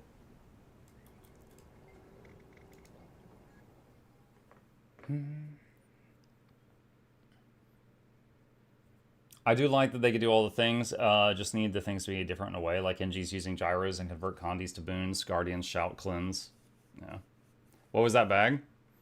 That was a bag of loot. And you know what? There's 300 more slots left in case I need space to hold your opinion. Shut up. Alright, where is the Eternal Ice thing?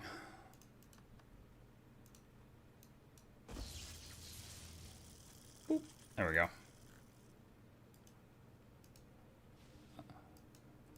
Deposit all that.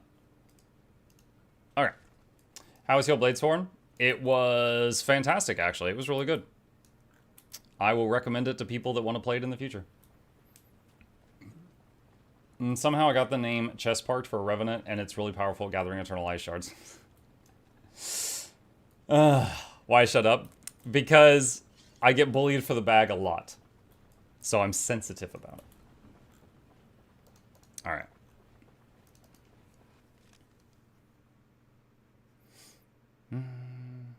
Too much of that, and you have specific slots for specific classes that isn't fun. WoW is at the point where you can have a 20-man raid and like 14 of the slots are set in stone. Well, again, I said 5 of the 9, right? So what I said was that 5 of the 9 base classes could do quickness, and 5 of the 9 could do alacrity, and there'd be 1 class that could do both, but not at the same time. Which is basically how Chrono is right now. So that's just my opinion on how to do it. There's still a lot of flexibility there. Imagine if it was like, oh, we need quickness. Does anybody have a ranger, a warrior, a thief, a mesmer, or a necro? Like, that's still a lot of options. You know, it's not like, oh, we need quickness, we have to find a chrono. It's not like that. But again, that's just how I would think game balance is most interesting. But obviously, ArenaNet doesn't agree with me on that, and that's fine. But that is what I think about it. The bag thing is so funny to me because you have more items in the bag than I have total space on my characters, but you also have more open space than I have total space on most of my characters. Yeah. Big old baggy waggies. Yeah, this is like a week or two. Well, I say a week or two. I play Guild Wars 2 like really heavily 1 day a week. But this is a couple of weeks of World v World farming. That's what all of these boxes and stuff are. Do I have any un-ID'd stuff? Yeah.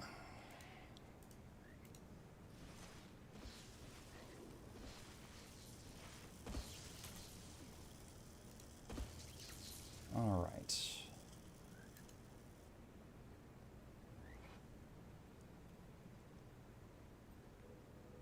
it still going? Oh yeah, there it goes. It's still going.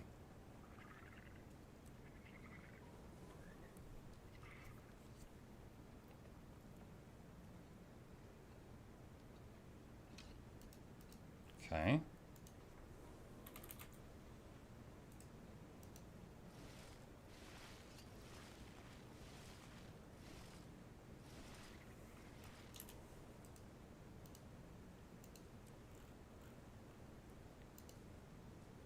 Thing is, though, quickness makes everything feel better to play, whereas alacrity doesn't, so the classes that'd be left without a quickness option, we get shafted. Okay, when I said quickness, I was talking about group quickness, right? Like Reaper gives itself quickness, but a Reaper doesn't give the group quickness. I was talking about group buffs. That said, there are tons of builds that, you know, that don't provide themselves quickness, but they operate just fine when they're, you know, on their own. But yes, quickness is a drug, and we are addicted to it.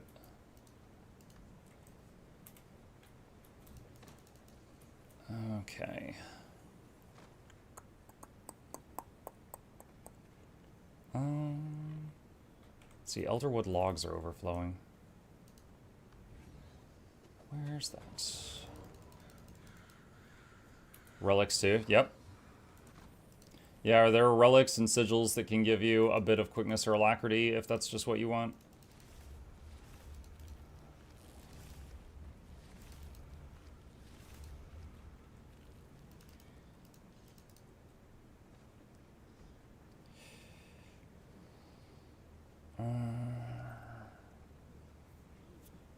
Let's see, Lucent Motes. You know what, I'd rather turn them into crystal.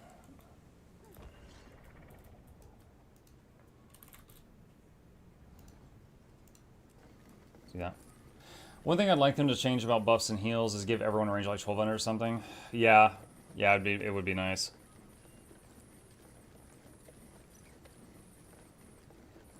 I mean, honestly, so if buffs have 1200 range, that would be great. It's just easier uptime. Heals, if you somehow had your heals like splash a much larger area, then you might actually be able to have groups where the ranged are ranged and the melee are in melee. I don't know if they're ever going to do that. Hopefully in Guild Wars 3.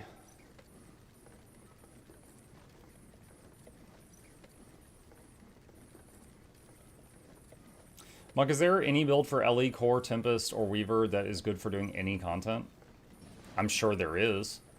So, Elbuket, what I would do if I were you is go to... You know what? Here, I'll pull it up for you. Give me a second. Alright, let's see, LE builds. Okay, so here's Guild Gen. This website just has a bunch of builds on it. So here's a whole bunch of LE builds. And if you don't like any of those, there are more on like other websites like MetaBattle or Snowcrows, things like that. So those are also things that could give you more ideas. I would just browse those and see what catches your eye. That's why I like Druid, because it actually has some decent range healing, unlike most healers. Yeah, it still does most of its healing at close range, but it has a few long-range options for weird situations. For sure. Hey, Muka Chat, I've not played the last couple months. I'm out of the loop with the last balance updates and changes. Does heal DPS Untamed build still work? Yes, it still works, but its main weakness, and you need to recognize this, is it cannot give any stability to its party. So if you're in it, you need to know what fights need stability and so you need to know what fights you can't bring that to unless you get a DPS with you that handles the stability, like a Revenant or something. But yeah, it still works the same as it worked before. Yes. In fact, it might be a touch better because Staff 2 got a big buff. Yep.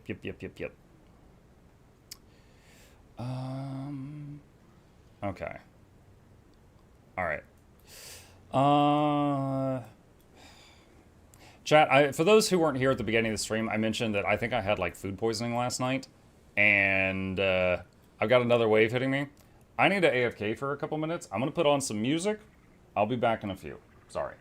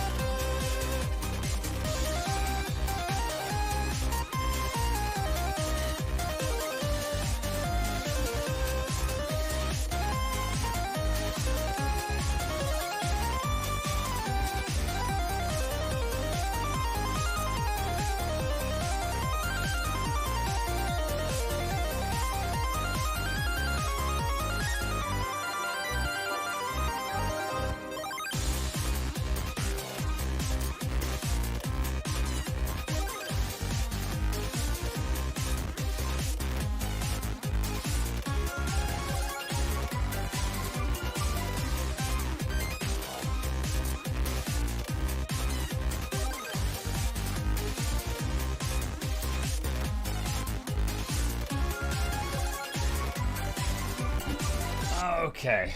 What is this? I'm looking at chat. Muck has gone to file paperwork. Yeah, dropping the kids off at the pool. All that good stuff. Okay. Let's see. Hold on, get some background music on. Maybe turn it down a bit. I don't know. Maybe you need a rest, Muck. Oh, I slept. No, if I felt like so unwell I needed to take a break, I would just like end the stream, but no, I'm good now. Thank you. What happened? I think I got a minor case of food poisoning last night, and it had me waking up a few times. And I think the remainder was hitting me a little bit ago.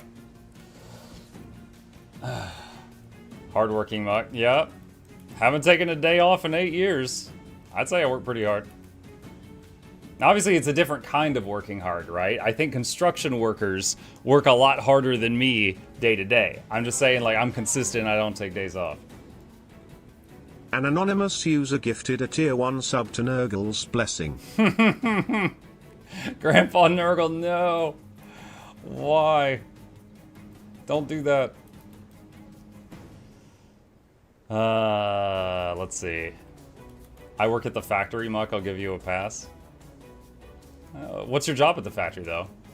Are you the guy in the blue collar up at the little room at the top, and you're looking down on all the minions?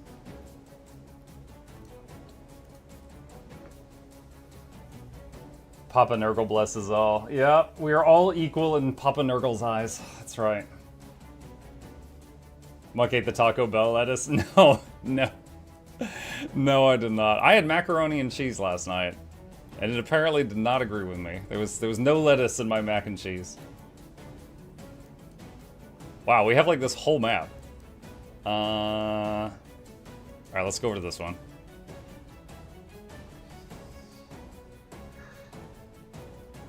If Muck had the Taco Bell lettuce, stream would have ended.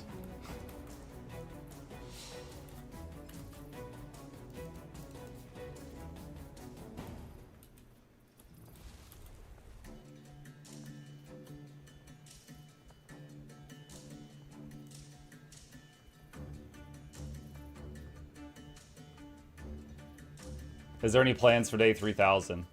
Yeah, we're going to be streaming a lot. Let's see. We're going to be streaming a lot that day. We're going to have giveaways. I have got a lot of gem codes that I need to give out because I want to make sure that they find a home before they expire. So I've got a ton of gem codes for y'all, and I've also got some in-game items. I don't yet know how many. I don't know if it's going to be like that day where I had 100 items to give away, but I've got some in-game stuff to give away. I think we got a couple legendaries in storage that could find a home.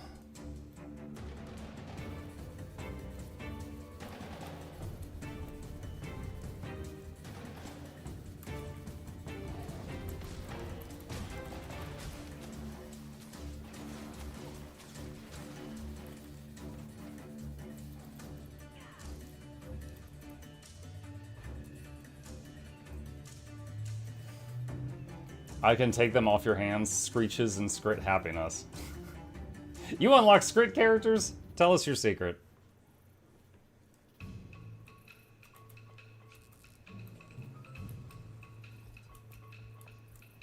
Giveaway is next stream, right? What day is that gonna land on? Let's see. 26.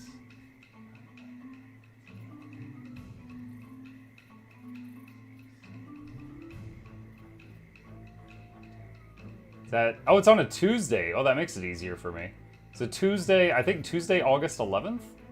2 weeks from today, I think is day 3000.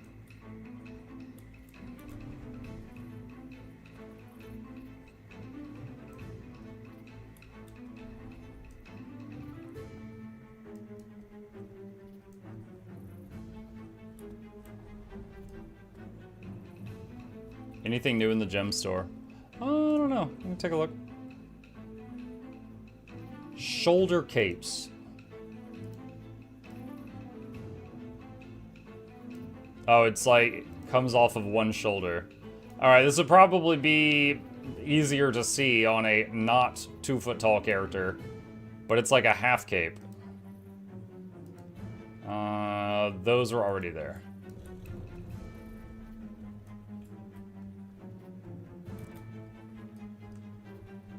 Aren't they adding Jimothy on the 11th? I know they're adding Jimothy. I don't know what day.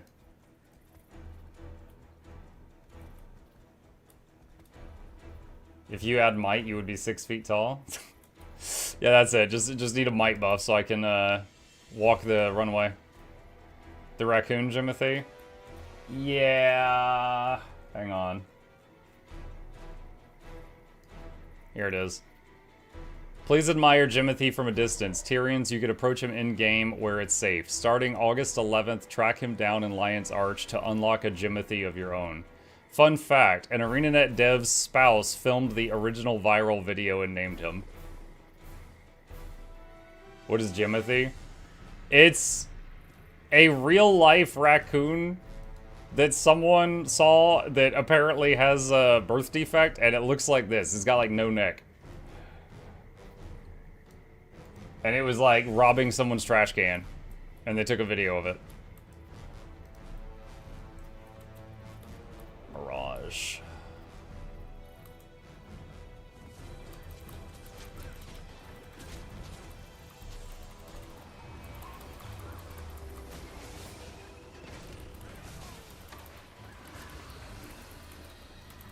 All right.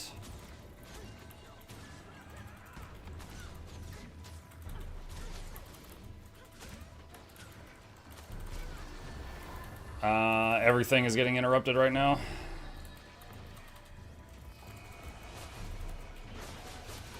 Everything is getting interrupted right now. Yeah, I couldn't get him down at... Ow! 80% of the time he was evading and I couldn't hit him, but he was blowing me up at the same time. I said that in my video for Guild Wars 3 where I talked about my wish list for Guild Wars 3, and I said, you cannot give one class the ability to attack while invincible. Nothing balances against that. And this was an example of that. Through most of that fight, he was unattackable. Is Untamed any good in World v World? I mostly main Druid in World v World, so I don't have first-hand experience, but I do come across them.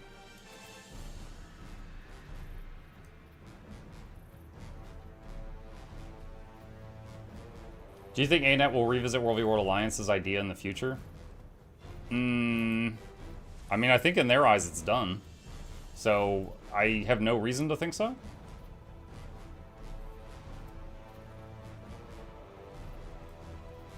That Mirage was brutal. Yeah, he was. His damage was so high that while he was chasing me, he killed my pet, which was behind him, without ever looking at it. And that's always annoying. When a class does so much damage in such a large area that they kill things without a meaning to, that's a bit much.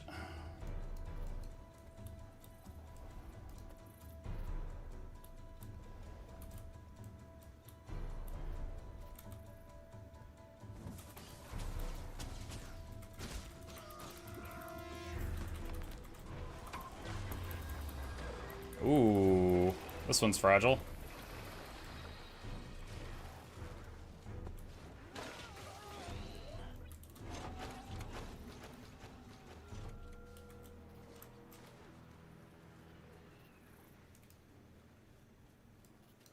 I'm not mounting because I'm waiting on Astral Power to fill. It doesn't fill up while mounted.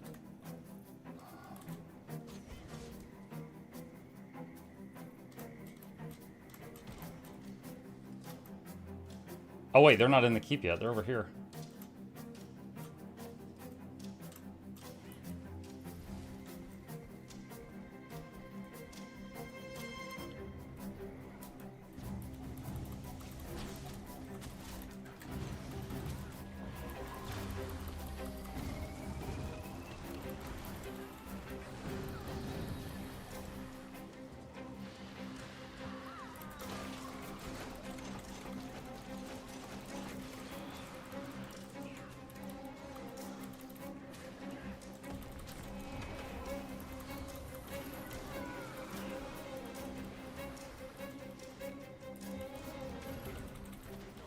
Oh, wow. I hit staff 3 over there to do movement, and because there's an arch in the bridge, it said no line of sight.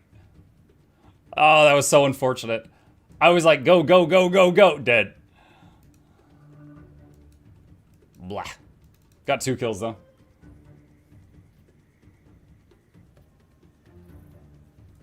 Muck, since we all get astral acclaim from dailies and weeklies, are we all druids in the end? You'd like to think so.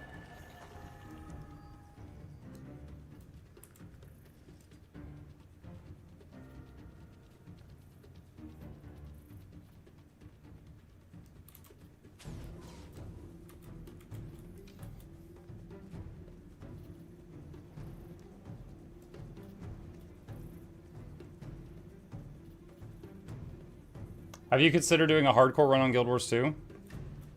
I've already have. Hang on.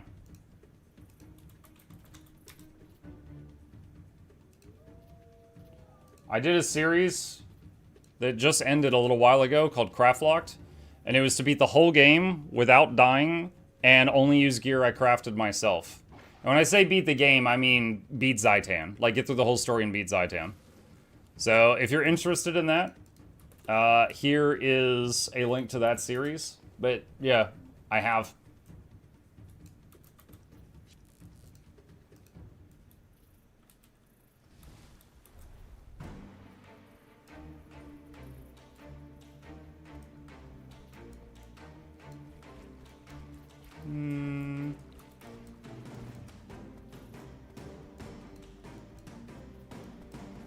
We'll go east.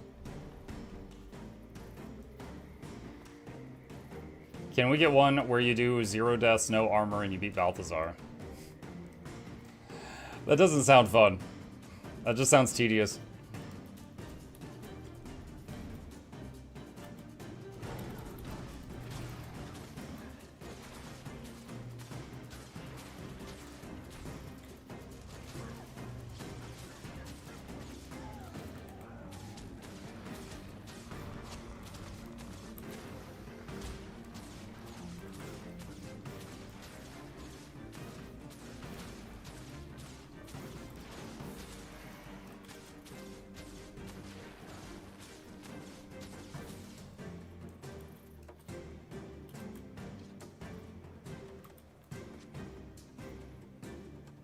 Question about creators. Do you think a game's success is related to the quality of the creators who cover it? What about a class? What about a classes in that game? Okay, so I don't understand that last sentence. What about a classes in that game? I don't understand that last one, if you want to rephrase that. But I'll talk on the first part. You said, do you think a game's success is related to the quality of creators who cover it? Okay. I would say not always, but it can be. Let me give you some examples. Among Us. Among Us was out for a long time before it went viral. And it went viral because some like Twitch streamers started playing it, and it spread like wildfire at that point. Like, they were about to release Among Us 2, and then overnight, the success of Among Us 1 just skyrocketed, and then they were like, okay, wait, hold on, don't release Among Us 2, let's work on just patching and updating this game. And that was a big change. Willbender.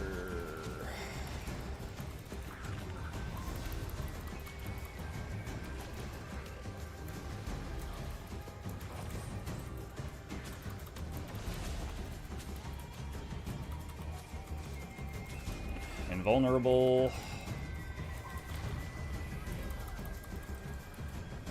Going in Viz. There's a red, a green, and a blue here. So I went in Viz so those two would fight for a second.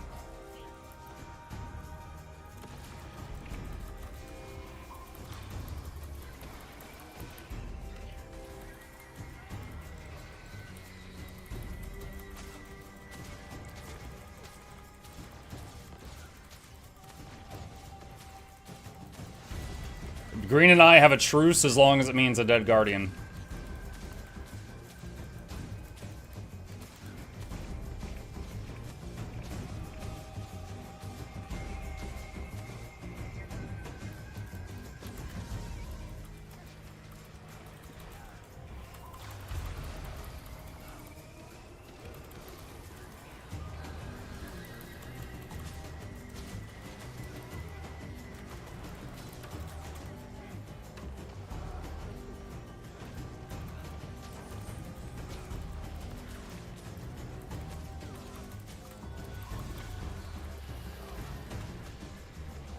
What?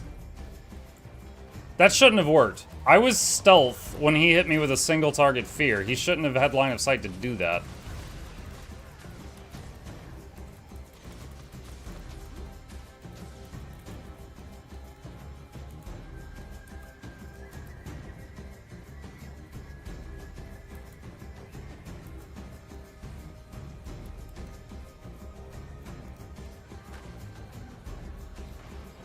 Isn't it AoE fear?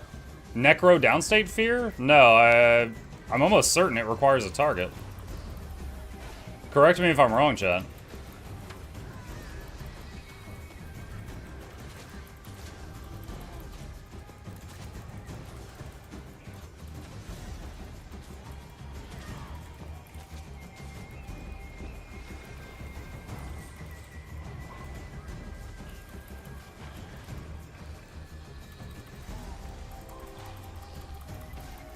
Oh look, it's another class that can go invulnerable while it's attacking you.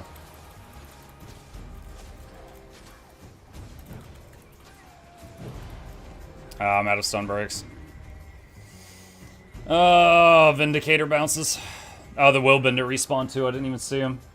Yeah, the Willbender is scary enough that I have to fight him one-on-one. I can't fight him plus other stuff at the same time. Let me think. So I gave the example of Among Us being a game that achieved success pretty much because of content creators. But I would say there's tons of times where games do just fine without content creators. But there are examples of some that blew up because of a person. Like, for example, Warcraft 3. I enjoy watching Grubby, the streamer, play Warcraft 3. I firmly believe that he was a major part of breathing life back into that game. Like, ever since he kept hosting, like, tournaments, and he was doing all the work setting them up, and it has, like, shined a huge spotlight on the game, and it has gotten, a lot of people back into that weren't playing it. Fall Guys. Fall Guys, similar to Among Us, blew up because of streamers. And it became, like, a popular game because of that. Minecraft? Yeah, I would say if it wasn't for, like, YouTube videos about Minecraft and streams about Minecraft, people like Dream, stuff like that, I think the game would not have gotten to the level it's at right now. So, yeah. My answer is that it can. What is this? Why, dude? Dude. You already know that I can't beat you. Why are you doing this?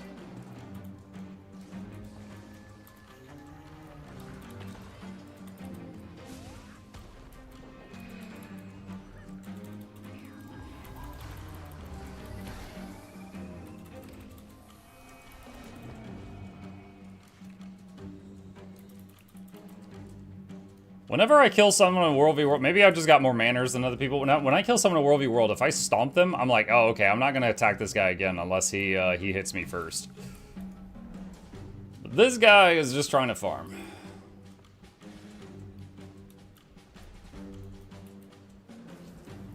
Just making sure my Astral Power is full. Is the best way to do this boss rush event to find some kind of timer? I mean, you can just use the event timer webpage to have timers for all the bosses. This is an example of that webpage in game, but if you do /wiki space ET in game, you can see them all.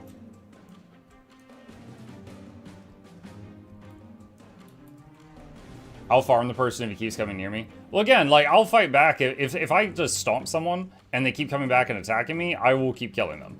But if I just, like, cross paths with them, I don't go out of my way to kill them again, because I'm just like, oh no, I'm gonna make this guy quit World v World if I keep doing that.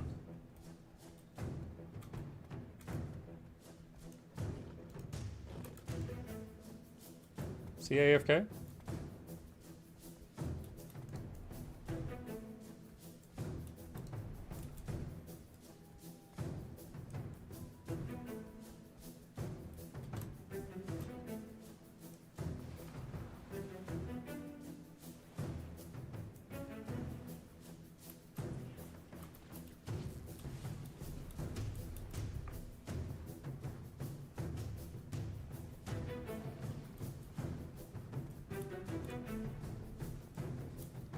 Have you ever tried running stacking sigils as a roamer?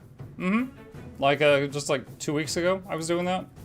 It was like Sigil of Corruption. You gain like 10 Condi damage each time you get a stack, up to 25 stacks. Resets when you die. Yeah. It's kind of a pain, because like in World v. World, you sometimes go in the water, so you gotta set the same sigil up on your water set too. All for now, Mike, take care. Bye, Rue.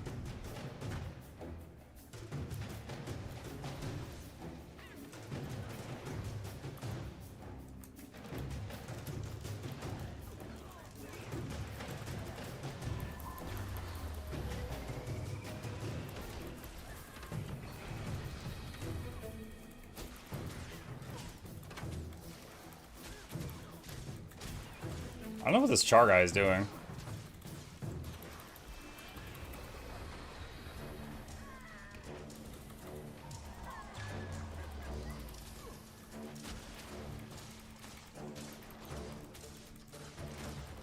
How do you get the free look to work without it changing the direction of travel? When you're mounted, you can't get it to stay. You have to hold the button down.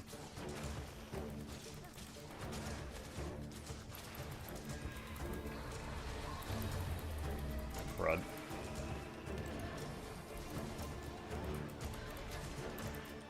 God, another Vindicator and another Mesmer. Oh, man. Wow, that was some major lag.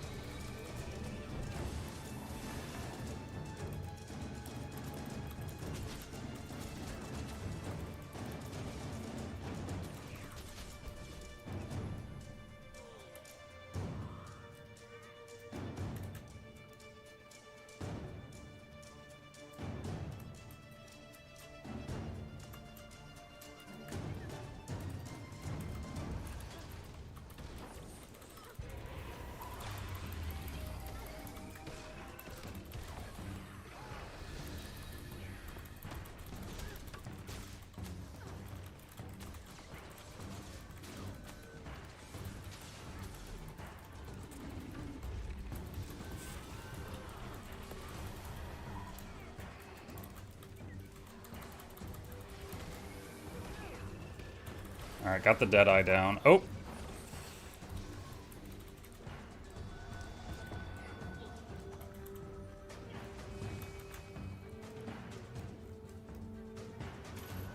Oh god, what is this? Ah, too many. Too many CCs. Got the Deadeye though. 1v6 and we killed one of them.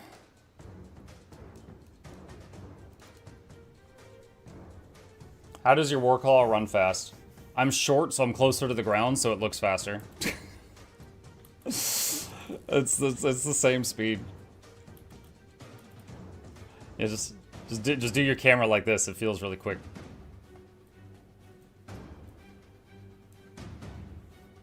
When Guild Wars 2 came out, Angry Joe has a review. Who would you want to review Guild Wars 3 when it comes out to get the most eyes on Guild Wars 3? Definitely me. I'm hoping that I make a Guild Wars 3 video and it gets the most eyes on Guild Wars 3.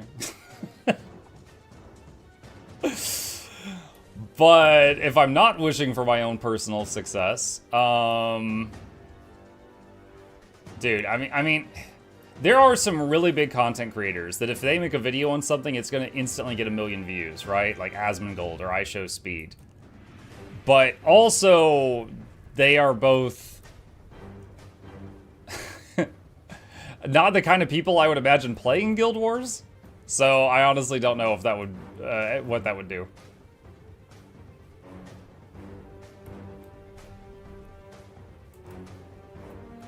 Now 1 minute. Tourists? Yeah.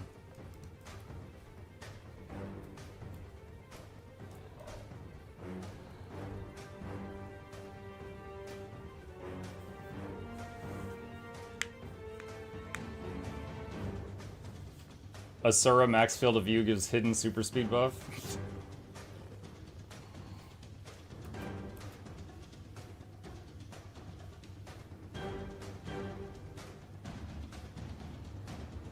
I think Shroud would be the best bet. Really? I've always just known Shroud as the FPS guy.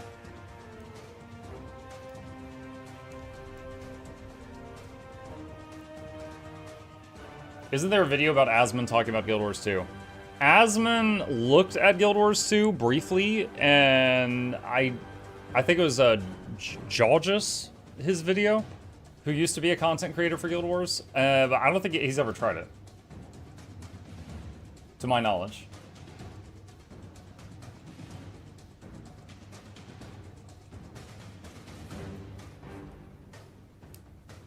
Josh Strife Hayes. Josh Strife Hayes has multiple videos promoting Guild Wars 2. He is a Guild Wars enjoyer.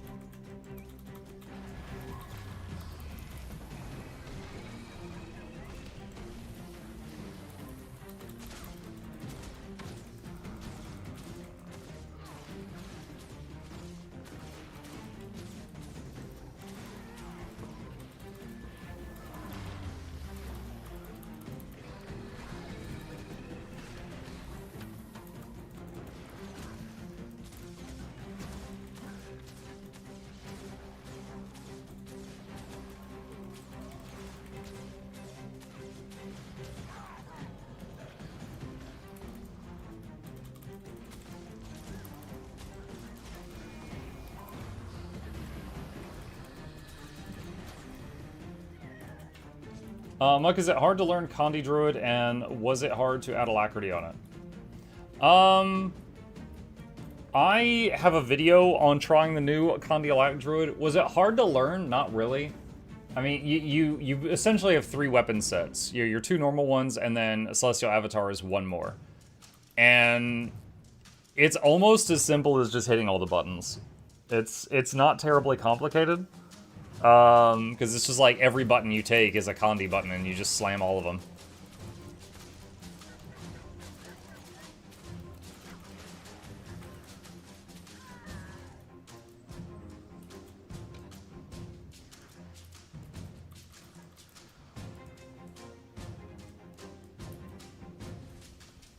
Is there a reason sometimes the supervisor is invulnerable?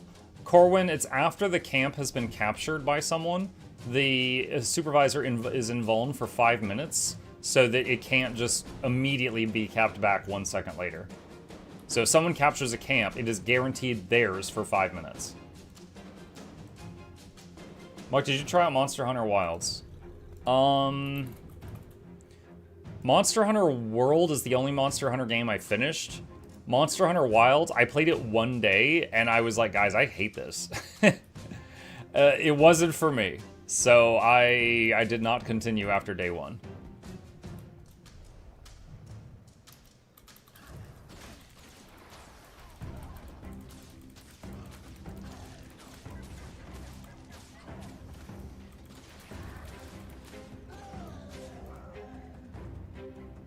Any chance to see your build that you're using right now, like a video or builder?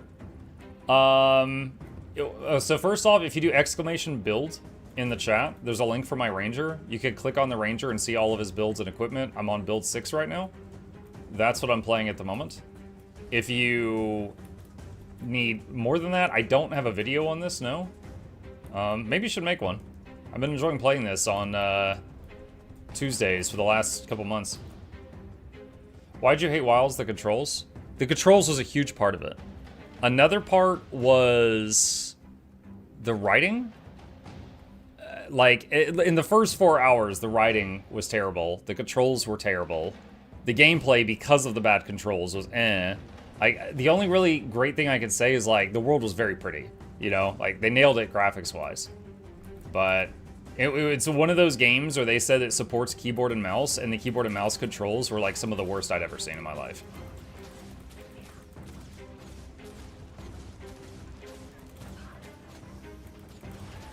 I thought that bird was a player for a second. How's Warframe going? It's going good. I'll be back on it tomorrow night. My second video of my experience in Warframe came out yesterday. And in the video, I said if this gets at least 7 likes, I'll make another one, and it got at least 8. So, I guess I'm making another one. But we'll see how long that trend goes. Like, I've already got enough footage to make like 6 or 7 more videos. It's just dependent upon if people keep watching them.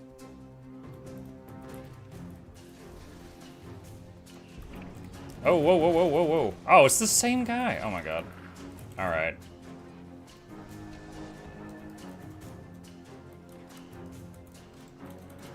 Same 2 guys. Oh my goodness.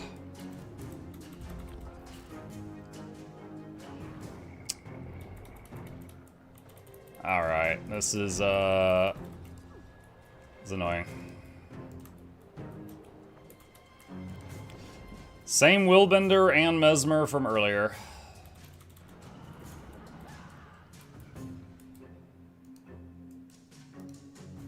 Rip. Might have to try another map. I just keep running into the same people. Stream snipers? It could be. I don't know, twice can be a coincidence. I'm not immediately going to yell stream snipers just because I got killed twice. It could be a coincidence. But I don't want to keep running into them, so I am going to see if I can find something else to do.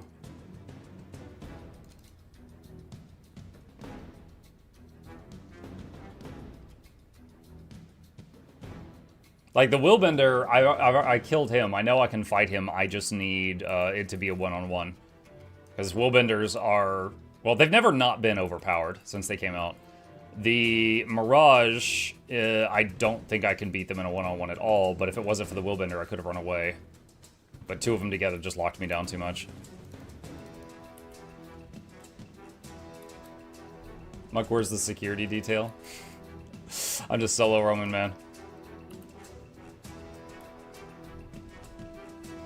Did you enjoy Heal Bladesworn? I'm not gonna main it, but it was very good. It was very good at what it did. It was good, it was durable, it was easy to pick up and learn, very effective. Yeah, Nerf Warrior.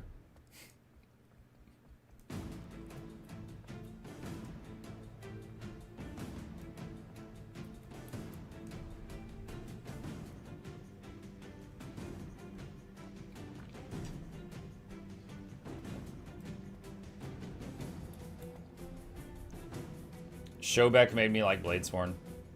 I saw one clip of him playing Bladesworn, and he was screaming Bon Kai, and then he couldn't figure out how to do the Dragon Slash and died. It's pretty funny. He's like, Bon Kai, how do I get into fire? And then he died. Innocent, thank you for the tier 1. Appreciate you.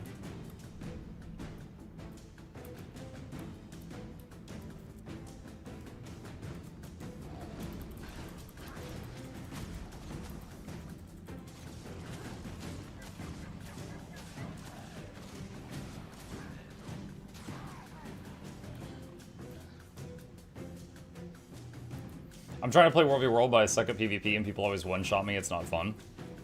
I mean, if you want to just learn more World v World, you could find a group to follow around and just, like, do what they do. If you want to practice, like, one-on-one fights, it's just gonna need practice. Or you could find a streamer or content creator that plays the class you like to play and watch them and see if you can get any good tips. Like, for example, there's a YouTuber named Paperroll, and there's a Twitch streamer named Boyce. Both of them, I will say, play Ranger better than me.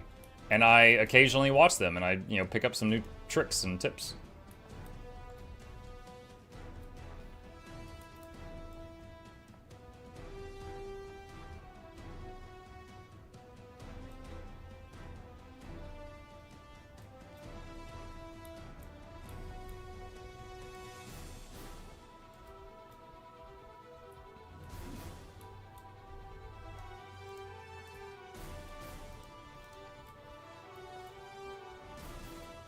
There is quite a few cute people over there.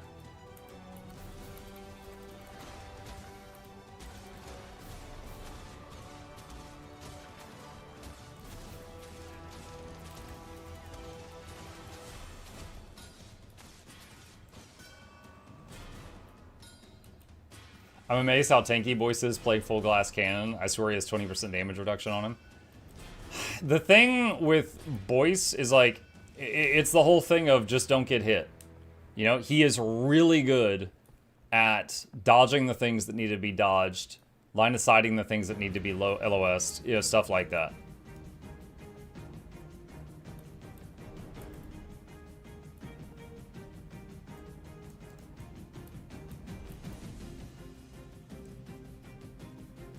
Emma, how's the throat doing? Still an ongoing issue. They've got me on a prescription right now for something called amitriptyline.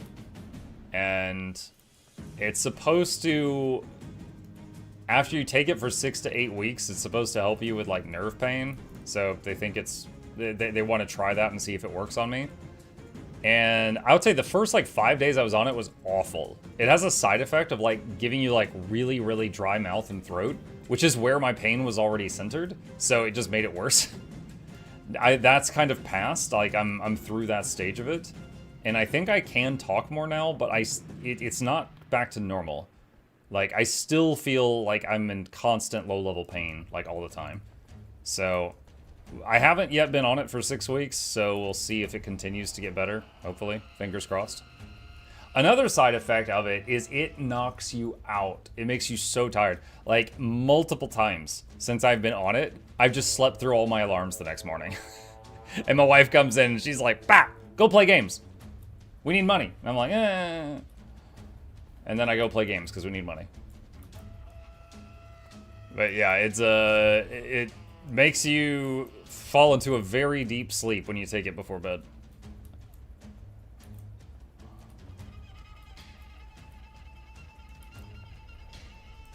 I might as well hit these while I'm here.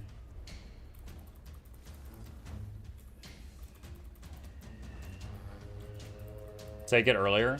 Dude, I literally, like, one, they say take it before bed. And two, I finish the stream at midnight and I take it at 12:01. And then I usually go to bed by 1, and then typically I get up at 9 a.m. for the morning stream, but it's still in my system. So, I mean, yeah, I guess during the evening stream, I need to be like, hold on, guys, gotta take my sleeping drug. Like, to take it any earlier, I'd have to take it mid-stream.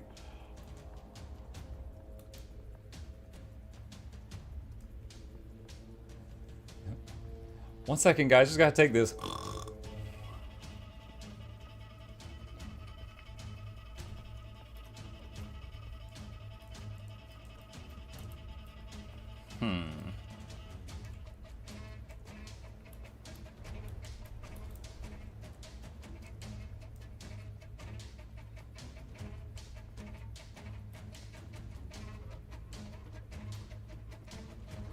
Where is the hay bale? I can never remember where that thing is. I can glide, I guess. For those that don't know, there's an Assassin's Creed reference over here somewhere, and it's like a hay bale, and if you jump off the cliff and land in it, you don't take fall damage. But I can never remember where the thing's located.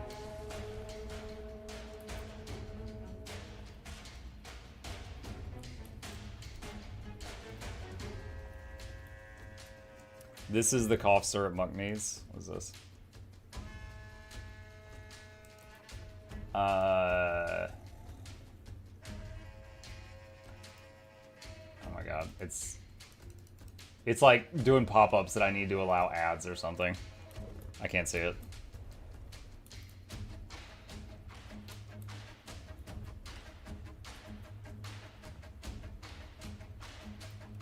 Are world bosses worth doing more than once a day? Generally just once a day. Most of their rewards are once a day, so you wouldn't get much if you do the same boss a second time, the same day.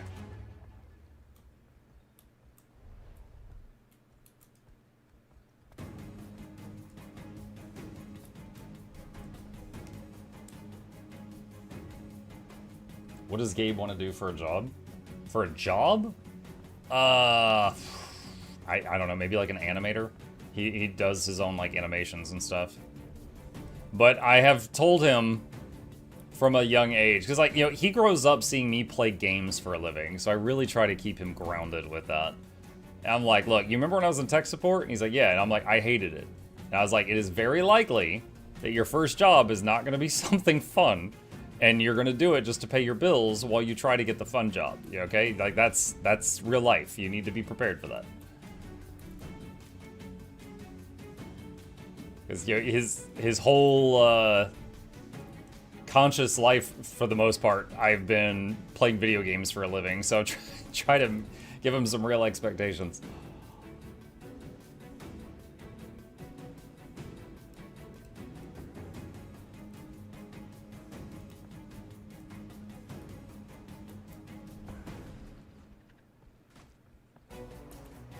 Let's try this spot. I don't really have a spot for this camp.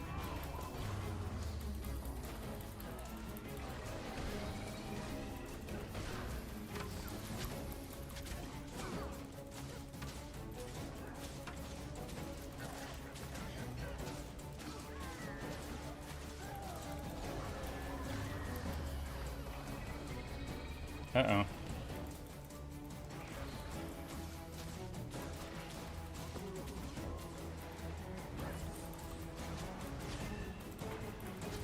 She's got the aimbot ability.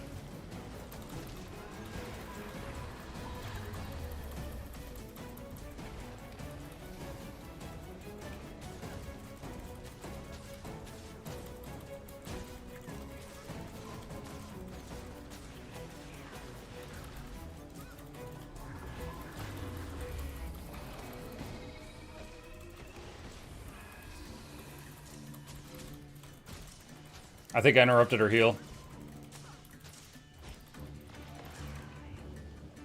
This form? Nope.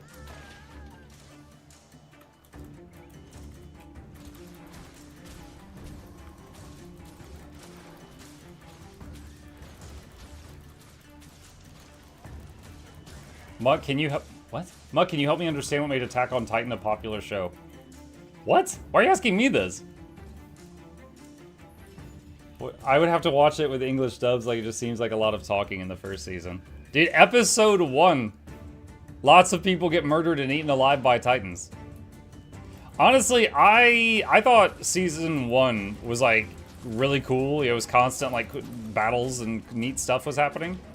But I don't know, like after that season, it was like more like politics, like people fighting people, and I kind of got bored. And like I know how it ended, but I never actually watched it go all the way to the end.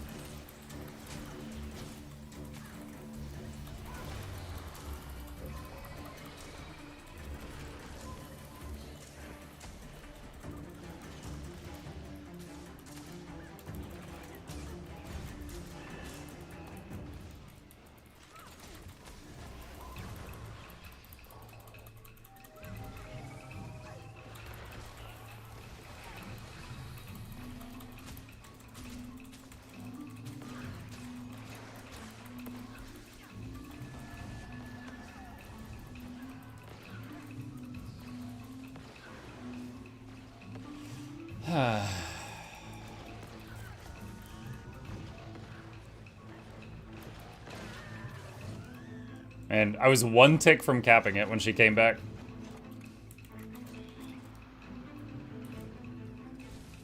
Nice fight. The evokers that are running the air hair build, the rabbit, they're always quick fights because they're glass cannons. Either I get just annihilated or I win very quickly. Like whatever's going to happen, it's fast. The ones that are the road toad, the earth ones, usually those I either lose or I have to just run off because I can't kill them. Those ones are very, very sturdy. Did I miss Bladesworn? Mm-hmm. Just rewind the stream if you want to see it. Overall, it was good. It was good. Would recommend. I used to think Muck was frustrating on how... I used to think Muck was exaggerating on how frustrating the aimbot ability is, then I went against it in PvP. Yeah, it's, I don't know. I feel like a skill that has homing and is, like, guaranteed to hit unless they're in the middle of a dodge frame shouldn't hit as hard as it does. Dragon's Tooth hits very, very hard. Like, if it's going to have homing, I feel like it should not do as much damage. But that's just me.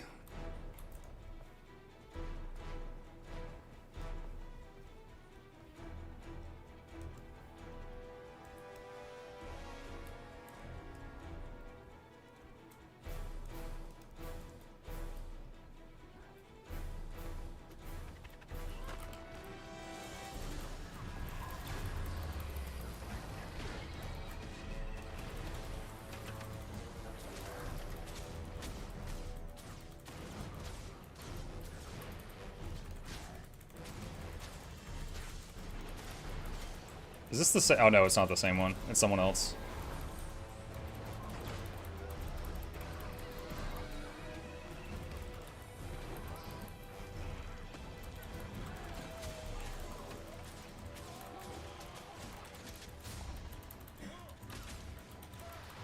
Oh, she's the same one though.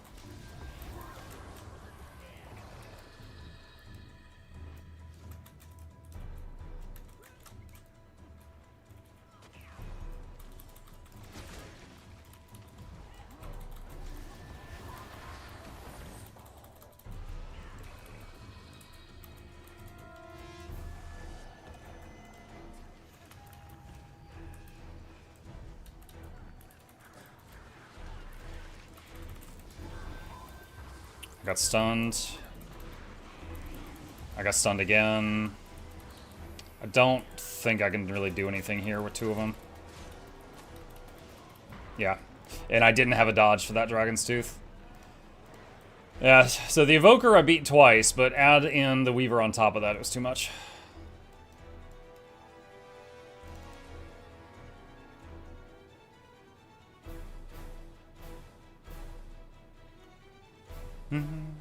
I made a World v World Soul Beast specifically for the Rush event and have been playing it a bit this week. It's a cool spec for sure, but there's a lot to learn.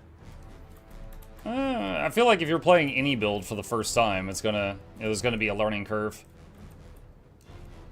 Because you're gonna be fighting people that have hundreds of hours of muscle memory on whatever they're playing.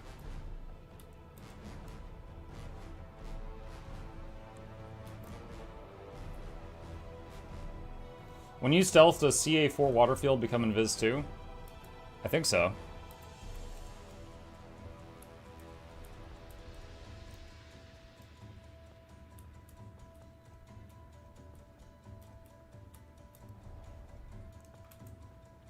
Uh, 2.5 minutes on that.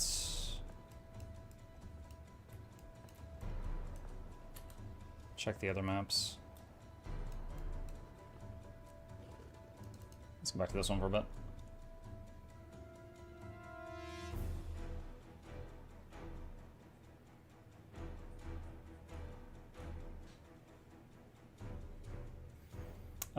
For sure. I made a quick TPS scale shot before that and it felt easy to grasp but difficult to master, where the Soul Beast feels a bit more complex.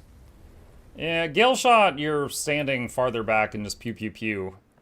So generally safer. Soul Beast, you're often getting into the thick of it.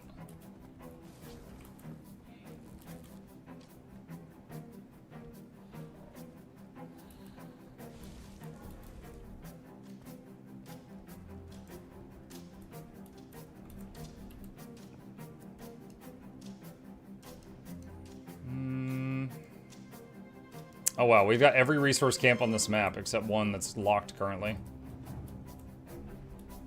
How is Ranger Spear in World v World? It's okay. Thing is, the Ranger Spear does less damage than every melee weapon and also less damage than the ranged weapons. But it's a hybrid. So it could do a bit of both. And if you can, you know, pull out all the potential out of that, it can do some you know, bursty things. But I don't know. I feel like it's a bit odd.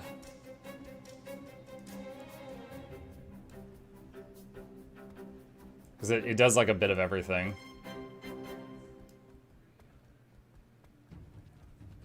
But I'd say its strongest feature is it offers another way to go into stealth.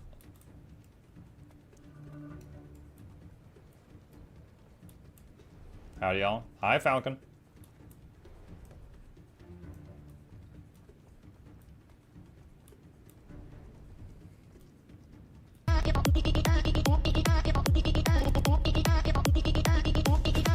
How do you make sure your pet doesn't die instantly in large-scale PvP? You can't. It's going to die instantly in large-scale PvP. I mean, if I just duel a willbender and the willbender jumps on me, my pet will die instantly because the willbender is in the same zip code. If you're in, like, a big battle, the pet will die. The closest thing I can offer you is if you are fighting a small group using a ranged pet, like either having your pet on passive so it stays near you, or using a ranged pet so that the pet stays back and shoots from outside the pile of people. But if you're using a melee pet and you send it in, it will get evaporated. I have suggested this before multiple times. I would love if this game copied a feature that WoW had called Avoidance, where pets took 90% less damage from things that weren't targeting them directly. So if they went through an AoE because of stupid pathing or something, they would take damage, but not nearly as much.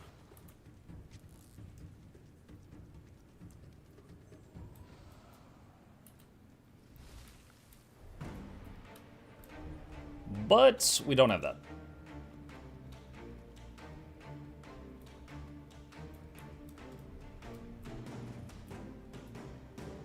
If I recall, Soul Beast is more complex PvP because you use more of the kit. It's true. On Soul Beast, you will, in PvP, you will merge, you will unmerge, you will use, like, pet swapped while merge and pet swapped while unmerge, so there's, like, 4 different setups. But in PvE, you're often just merged 99% of the time.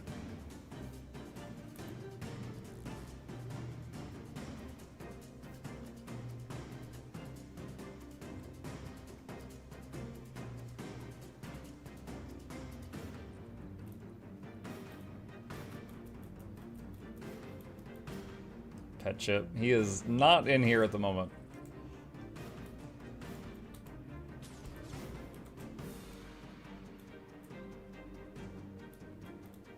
Yeah, like, for example, there was one week where Pige was the main game mode for PvP. I was using Devourer as my primary pet because it has a ranged attack, and it actually got a few kills. I made a funny YouTube short about it once. But it will stay back and just shoot its little darts constantly. So it's not the highest damage, but it's consistent. And if they get near it, it has a cooldown move where it will burrow underground and basically teleport backwards like 10 feet. So it will try, at least when that moves off cooldown, to back out of the melee fight. So that was nice. But again, if you're in like a large scale situation, you know, you're like in a blob of people fighting another blob of people, it's probably going to get toasted.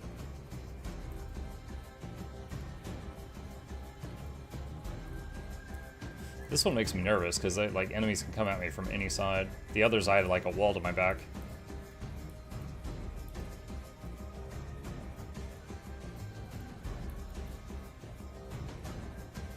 Do you think it's worth going for Leggy gear with Guild Wars 3 coming out almost 200 hours of the game? What's up, East Joestar? Legendary gear is a long-term project in Guild Wars 2 that you can work toward if you're just having fun playing the game, but you need an objective to work on. You don't have to do that, but it's nice. Like, for example, as a content creator, legendary gear is great because anytime I do a video where I try a new build, I don't have to spend a single in-game penny to be able to try the new build. I could just go to my gear and be like, all right, I want to change to this stat, apply to all, accept, and it'll just bing, bing, bing, bing, bing, it'll change all the stats. So it's fantastic if you just play a lot and want to try different things. Or, you know, if you just see a leggy thing and you just think like, oh man, that looks sexy. I want that. I want that in my life.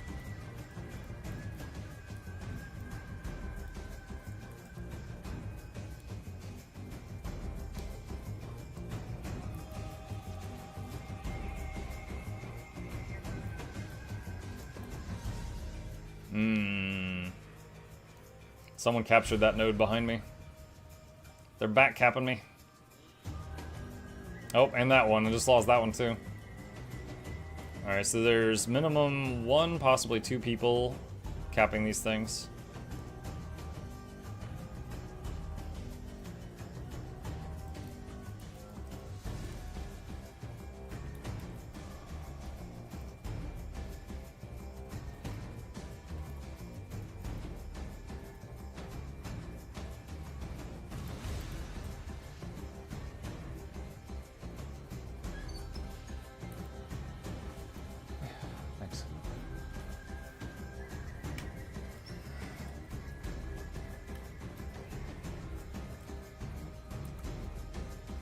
It is a Mechanist.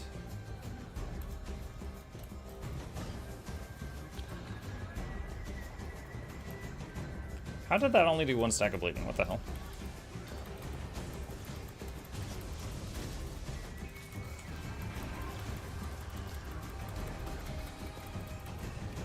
Sir, you didn't teleport far enough away when you did your shift signet.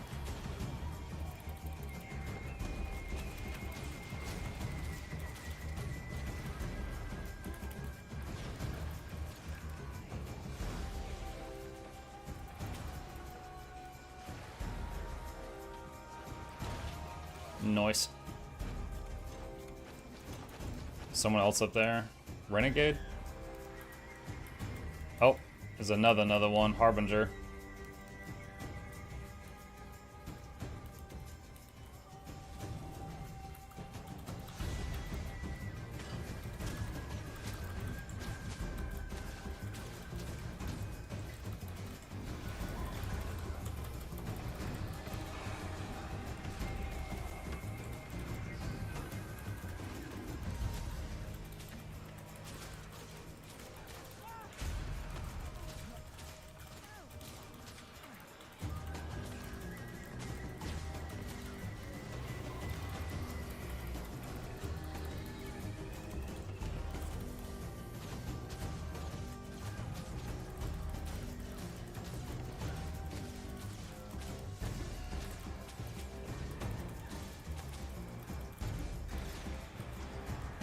Oh my god, what? Wow. Dang. Had the Harbinger on the back foot, but the additional people was too much.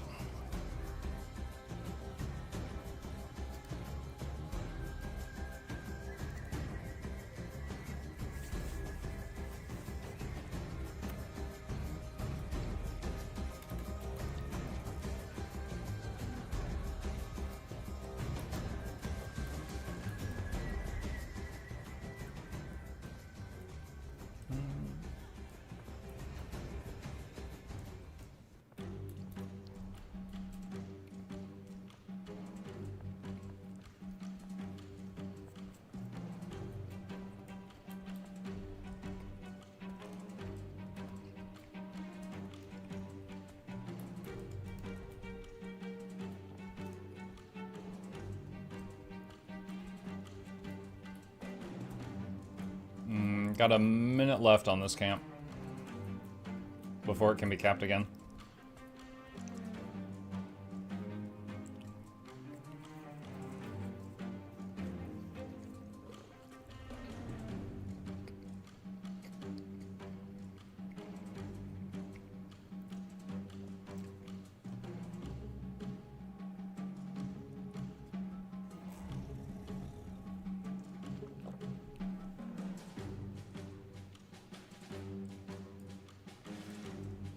It's also not like Guild Wars 2 won't be playable after Guild Wars 3.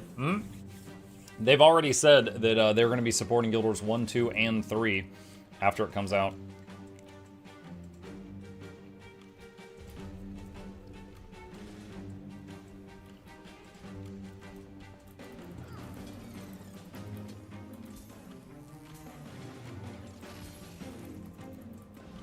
Also, I imagine that there's going to be people here, like,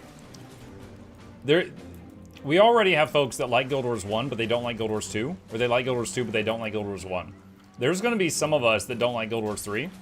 Or they like Guild Wars 3, but they don't like the other two. Like, that's going to be a thing. So if you're already having fun in Guild Wars 2, there's no downside to you, like, working on legendaries or something.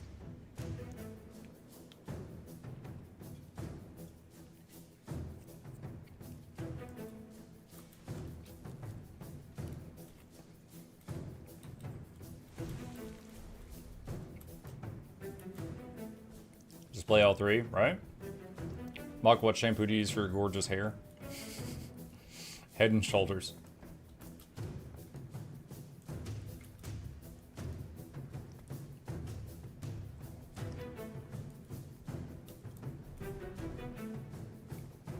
People are seeing that maintaining old games generates good profit. Look at Todd Howard in Skyrim, for example. Oh yeah, he sold Skyrim like 17 times.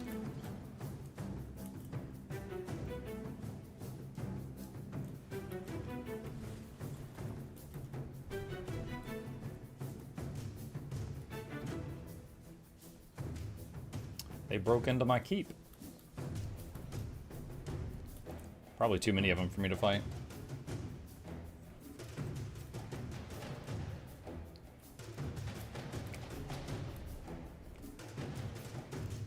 Oh. They're already losing.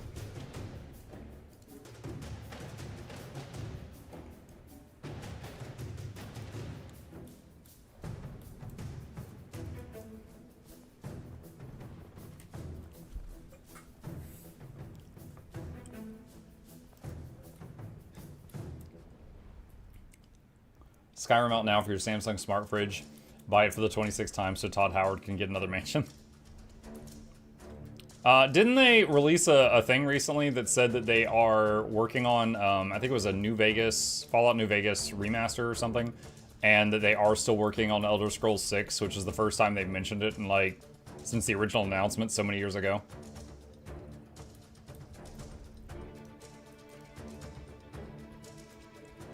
Ah, dang, 4 minutes on that.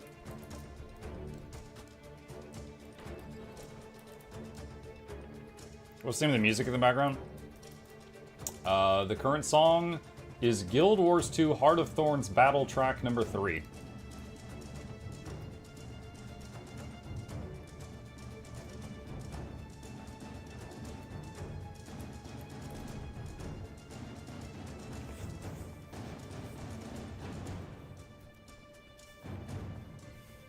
Xbox spanked Bethesda and said release something. Maybe that's what happened.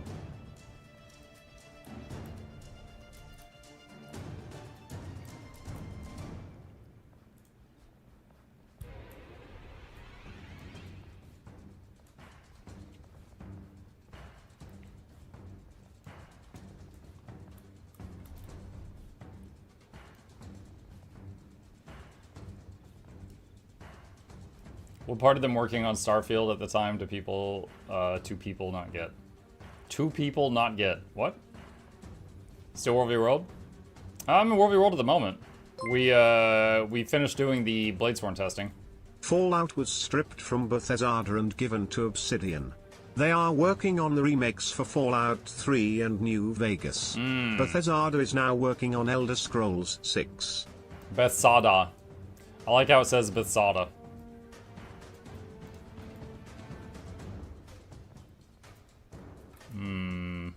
Necro and a Renegade over there. Alright, 1v2. Let's try it.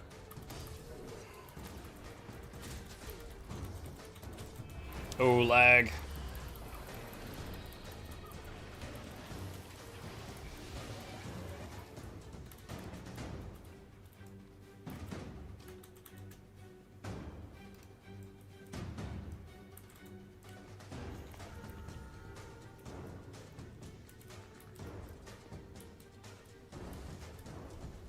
Oh, green's here. Oh no, red's here fighting green.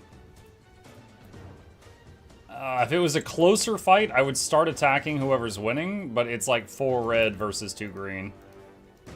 Oh, one of them respawned. Ah, muck it. Let's see what happens.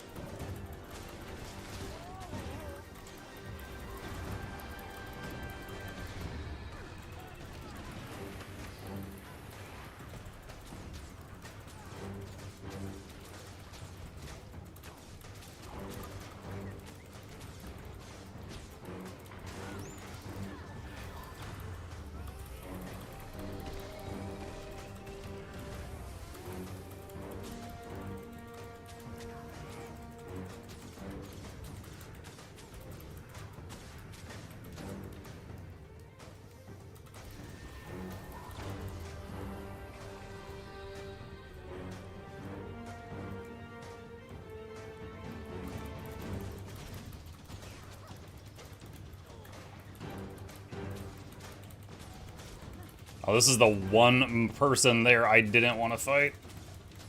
Amalgam OP.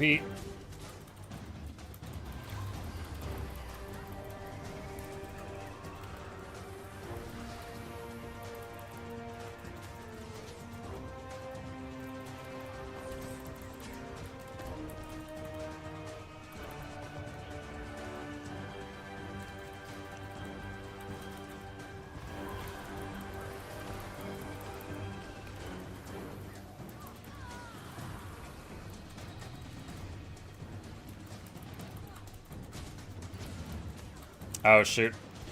Everybody else died. I need to swap to staff.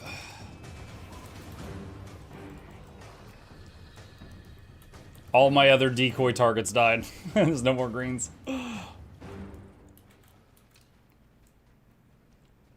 Is this Selly Druid? No, it's mostly Condi.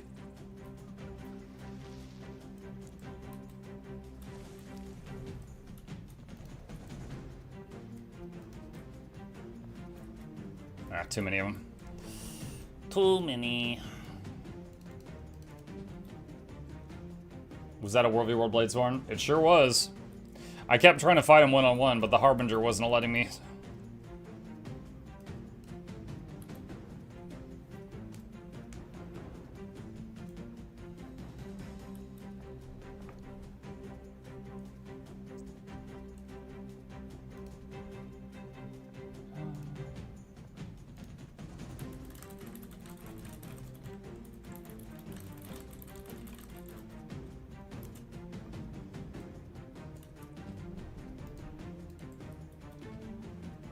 Do you think I can get 50 levels in 7 hours? With enough tomes of knowledge, you could do it in 7 minutes. So I guess it depends on your method.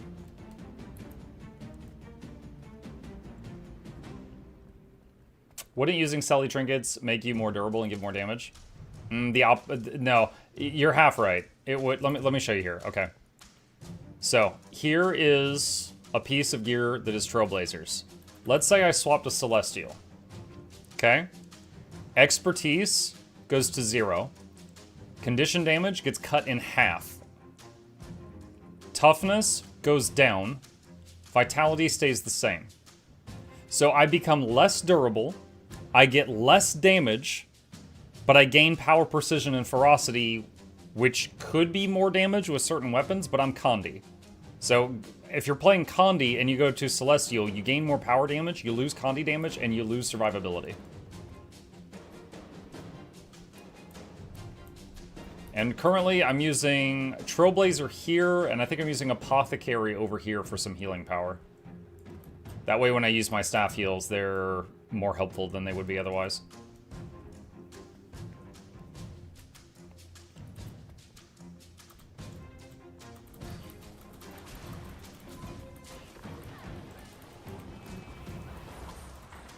Dang it, I tried to time that to dodge the thingy. It didn't work.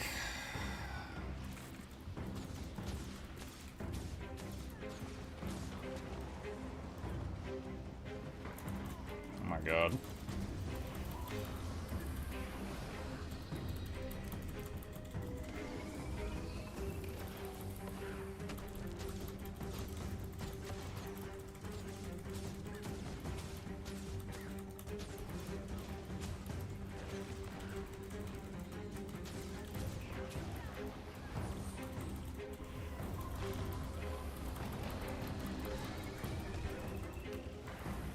She's invulnerable. She's invulnerable.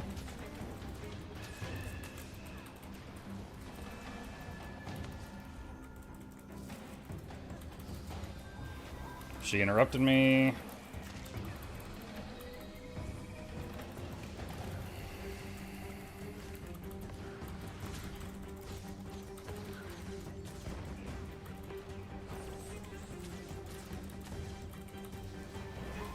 She interrupted me.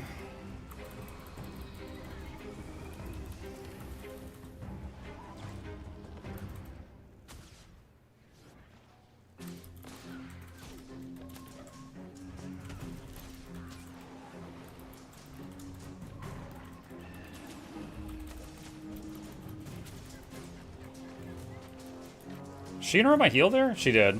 Damn it. There's someone else here too.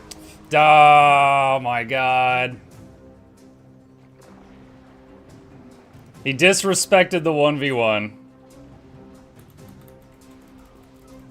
Disrespected the world, the 1v1. Freaking scrapper. This is even like the #1 spot for duels too.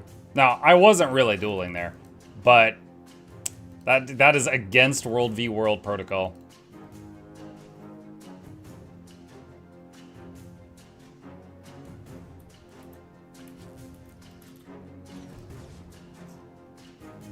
If you had food and utility, you might have had it. I didn't realize it wore off.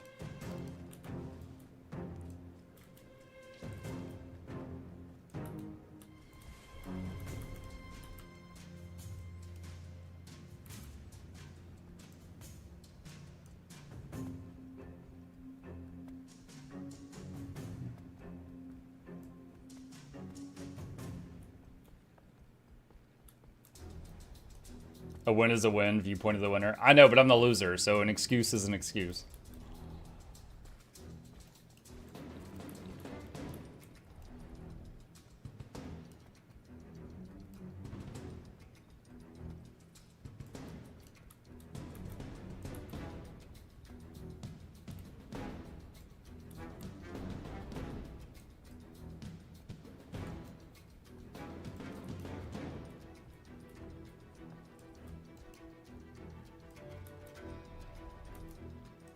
Is Luminary support hard to get into for World v World? I don't know. I'm not sure. If you're running support, you'd probably be doing it for like a blob or something, right? Oh shoot, I don't have any astral power. It may not matter though?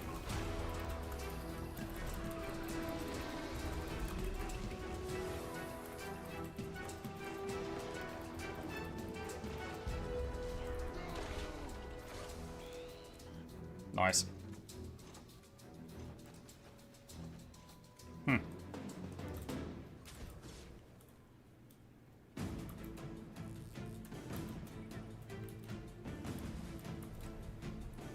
Yeah, I don't anticipate it would be very hard to get into. Luminary is not a very complex specialization.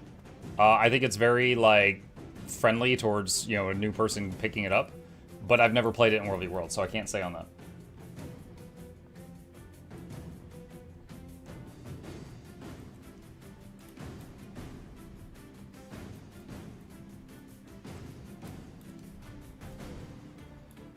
Speaking of Luminary.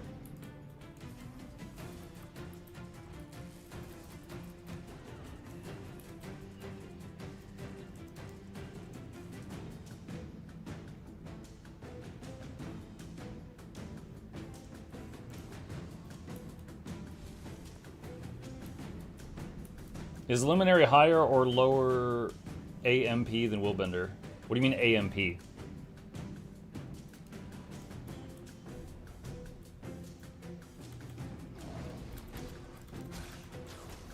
APM? They've got more buttons by a couple. So I'd probably say it's probably a little bit higher.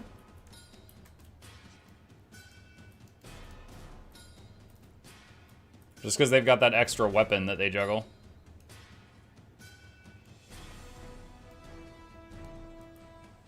How can a druid make quickness? Sigil or relic that anybody can use can generate some quickness. Or dagger 3 on any ranger generates a little bit of self-quickness. So Pirate Queen, gain quickness whenever you disable a foe. That's one of the ways. And there's a sigil that can give you quickness for a couple seconds as well if you're just trying to make some burst moments. But anyone can use those.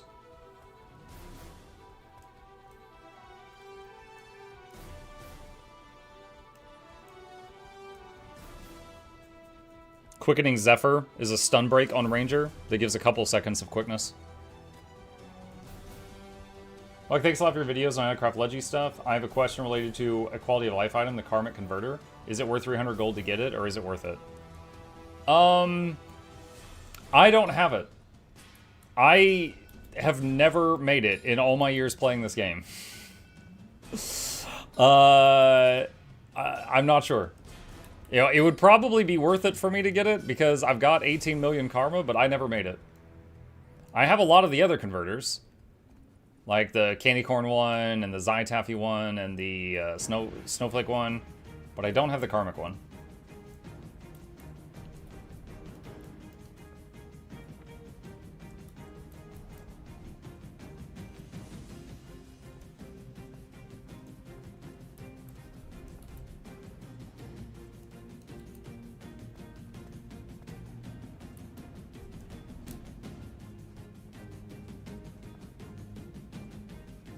Should I start saving luck for the 4 wins event? Luck can be liquidated into money during the Lunar New Year event. I don't know if there's something at 4 wins you could spend luck on.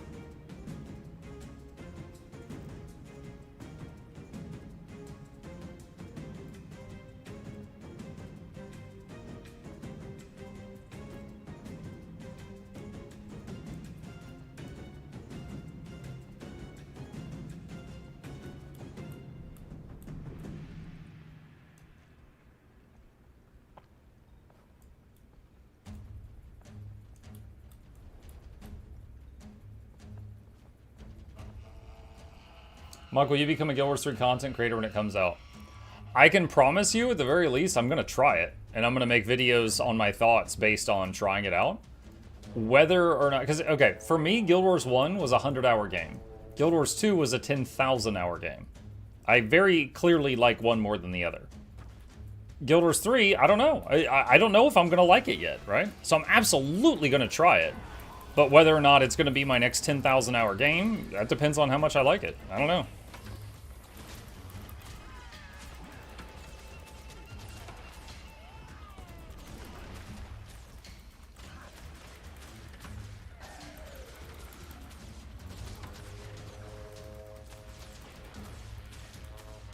It is completely possible that I try Guild Wars 3 and I'm just like, ugh.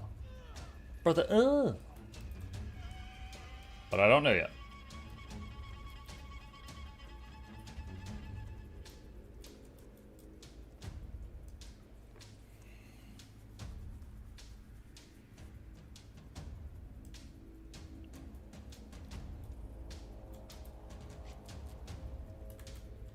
Unreal Engine gets down. No, I mean there's good games and bad games that were made in Unreal. That doesn't bother me. The bottom line is, do I have fun playing it? If yes, I'm gonna play through it once. But is it like addictive fun? That will determine if I play it, 10,000 hours.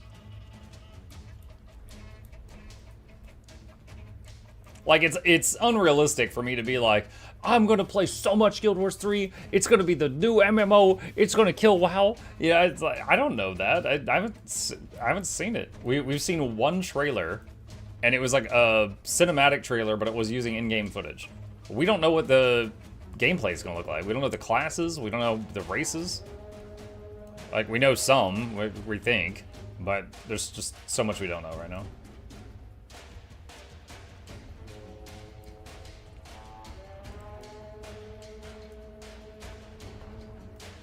Is it Enshrouded Unreal? If it is, then that's the kind of thing I'm talking about, because Enshrouded is a great game.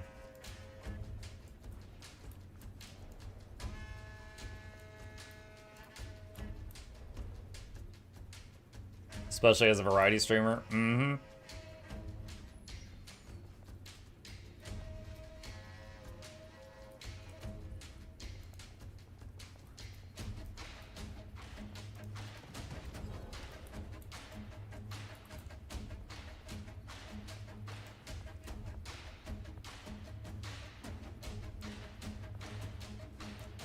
I didn't even dodge that. Oh. I forgot I was in that queue.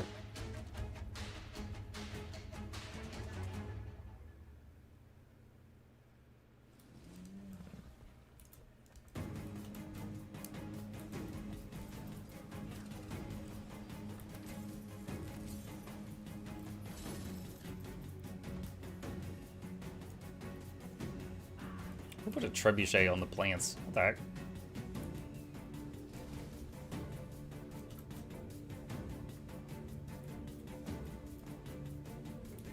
What world do you play on? NA?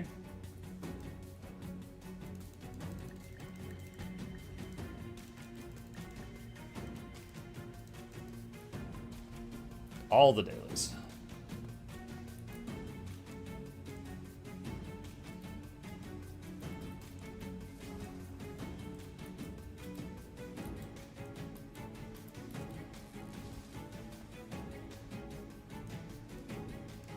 Is there not a specific team or something you have to be on to party with friends in World v. World?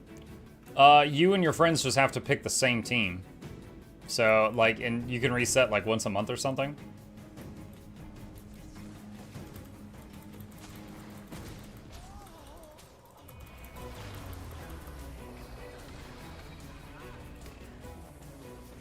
Got her. Now, she had already burned a few cooldowns fighting the guards, so that made it much easier for me.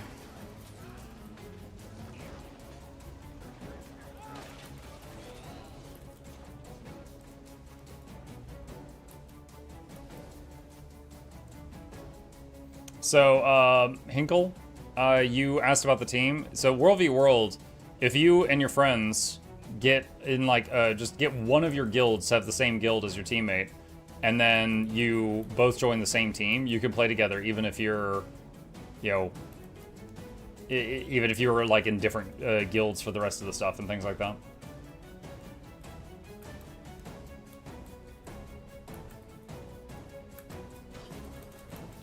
Oh, it's the scrapper I just killed. Oh, but there's 3 of them now. That's not good.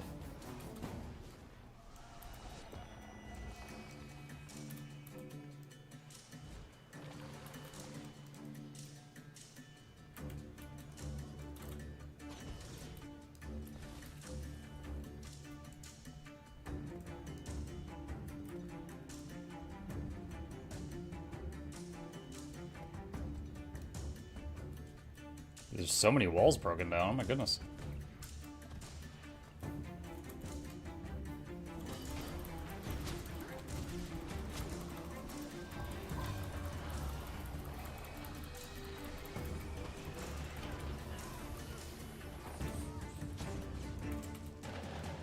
Second guy jumped me. I didn't see what his class was yet.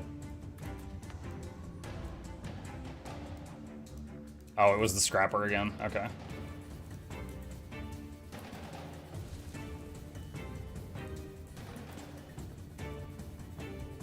Trying to get Bajir to do his Yours 2 arc while WoW is kind of in a low state. I've done a few collabs with Bajir. He's a nice guy. Legit.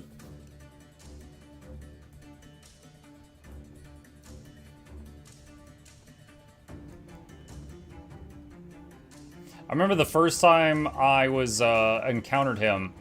It was during the Plunder Storm tournament where a whole bunch of creators were invited.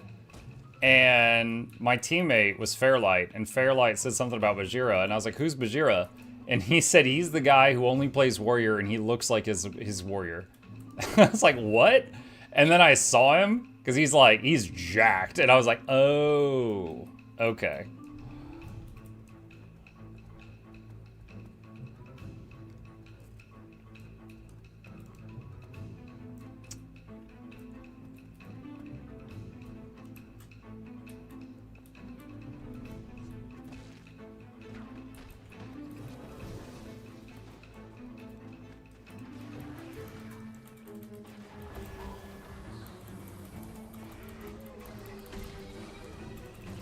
There's a green out there.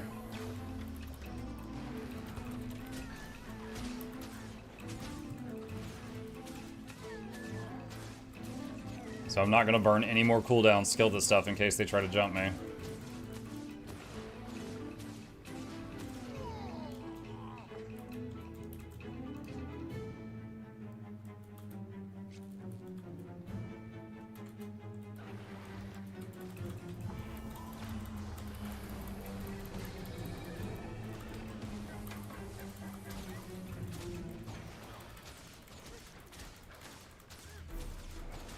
I want to use your heal.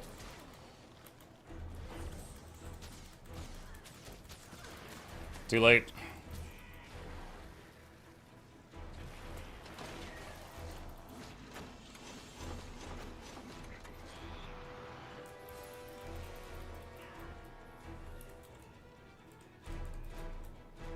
Yeah, those last few seconds of that fight with that Reaper, I had used up all my CC and I was out.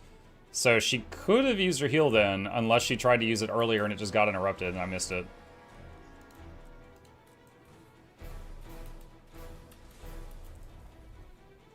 We need a Guild Wars 2 Mukluk Bajira collab. I keep telling him he would enjoy the PvP in Guild Wars 2. He might. Like, I love the... Like, I'm doing it right now, right? I love the PvP in this game. It's not perfectly balanced. And, like, I'm not gonna lie and say that it is. But it is very, very fun for me. Like, PvE stuff, you know, raids and all that, I've done them so many times that it's just like a script and I know what's going to happen every time. In PvP, though, you never know what the other person's going to do, which is what keeps it interesting. So that's why I do more PvP in World v World these days. Yeah, if he wanted to do something like that, could absolutely reach out. Meh nightmare. Non-PvE content's impossible to balance, but that shouldn't prevent you from trying.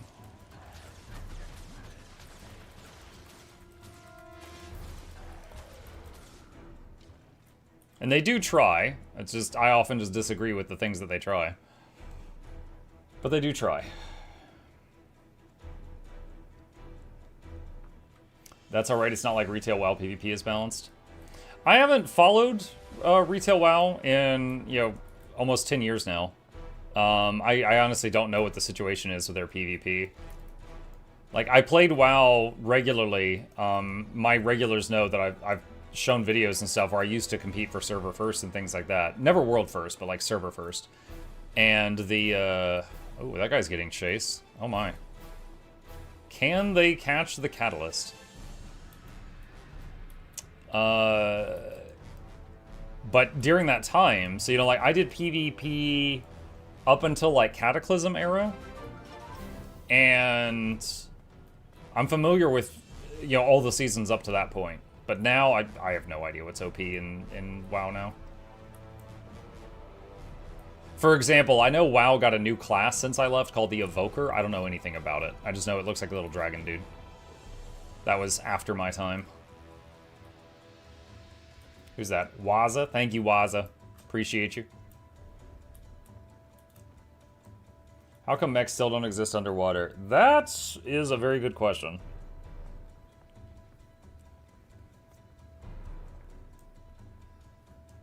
Because Core Engineer has the tool belt, and it works underwater. If you become a mechanist, you lose the tool belt and gain the mech. But if you're a mechanist underwater, you lose the mech. So you're worse than a Core Engineer. Unless you're just making really good use of the signets. So, it's weird. I don't know why they do that. Hey Monk, Firebrand, Troubadour, or Scourge for Tier 4 Fractal Healer. Those all work great. Got a second full Ascended set in the bank, but not sure what would be the choice, since I like all of them so far. Any feedback? Well, hold on, you said a full Ascended set. Is it light armor or heavy armor? Because Firebrand is heavy armor, but Troubadour and Scourge are light armor.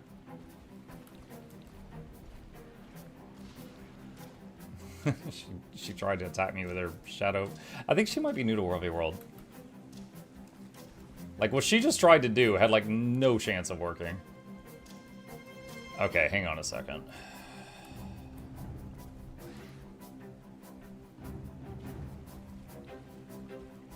If they want to fight me, we're doing it by the trees. Because of the Gale Shot.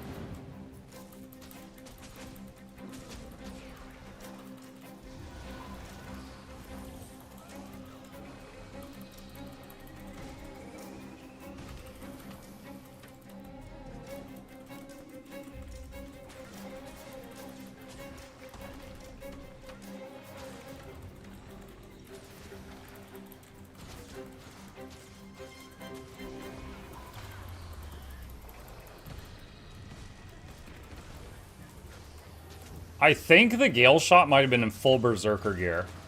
I threw a couple of shots at her, and I threw my pet on her, and then I turned my attention to the Necro, and I looked back at the Gale Shot, and she was like 2% health. I think she might have been full glass cannon. Druid's OP near trees. It's line of sight. She had more range than me. And that goes for any of you. If you're fighting someone that has more range than you, find a pillar or a rock or a tree to run around. It will drastically increase your chances of winning.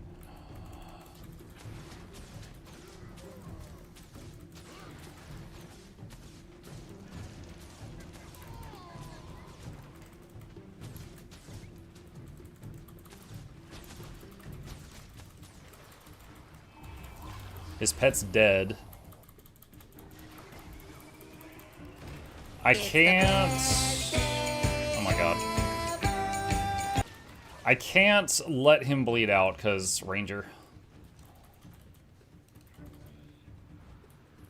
So he was trying to clear the camp, but he was actually struggling, which some builds do. That's fine. But that's why his pet was dead and some of his cooldowns were already spent. Do you really? I'm kind of surprised this lady keeps coming back for me.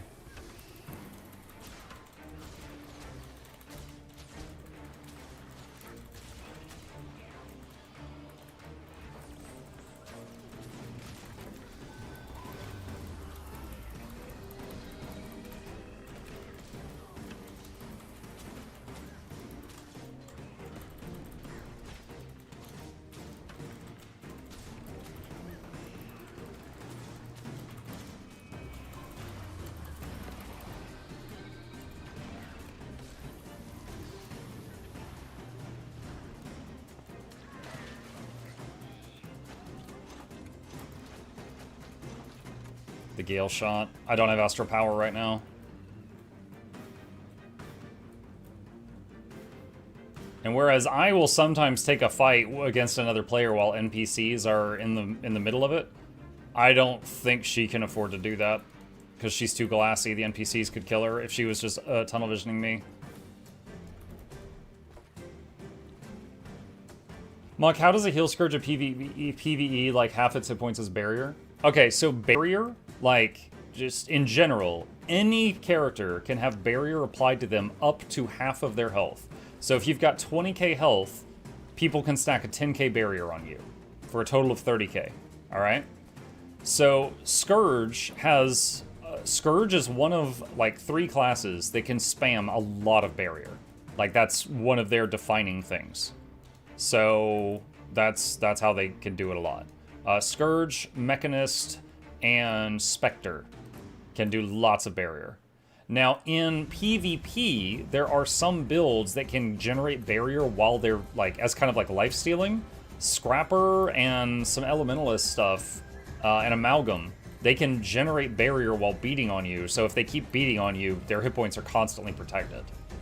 They usually don't get up to 50% barrier the way that the dedicated healers do, but they can get a lot. Oh, Troubadour in bursts, like every 20 seconds Troubadour can do like a fat barrier, but it's not like a consistent trickle of barrier the way those first 3 I listed was.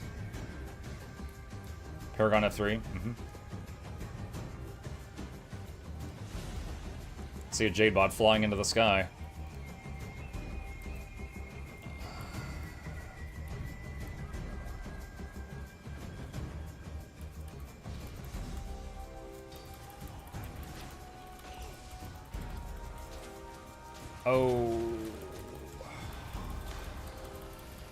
Oh, the Necro's here too.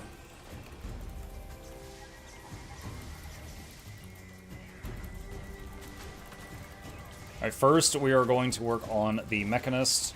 I am sorry, Mechanist mains. I love playing that class as well, but it's a free kill.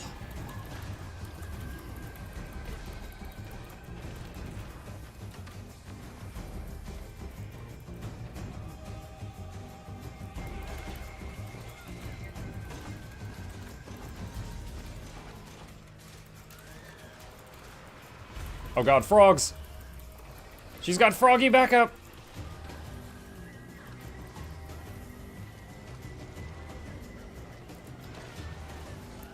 What's that? A dragon hunter. Oh my god, she just killed my pet. Rude.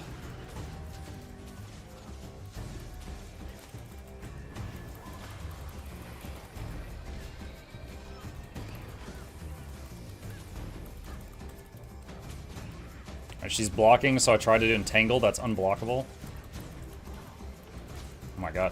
Oh my god!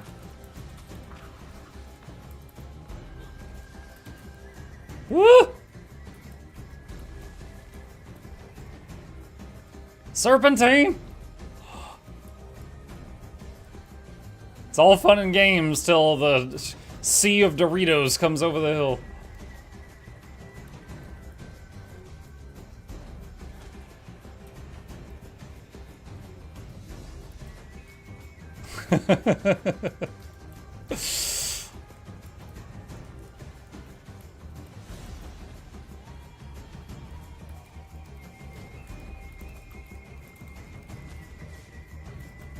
Alright, got my pet and weapon back to the right opener.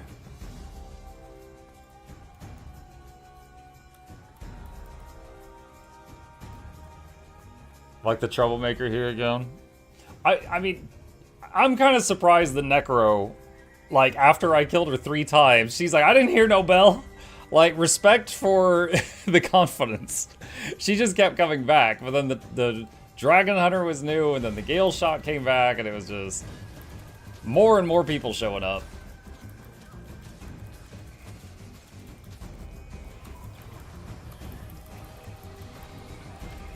Oh, who's hitting me in the back right now? What the heck? Oh, a second Spellbreaker. Okay.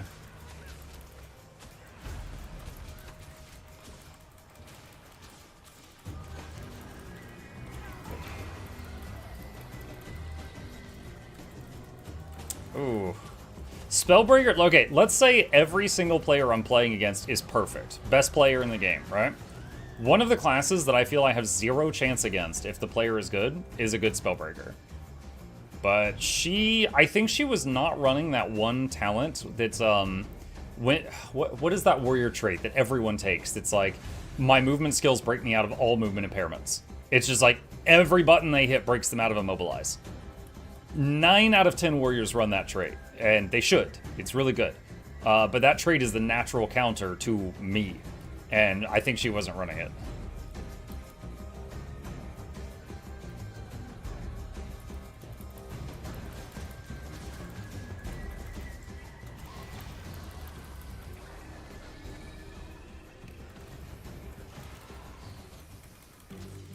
That's enough to kill him if he doesn't cleanse. Yup.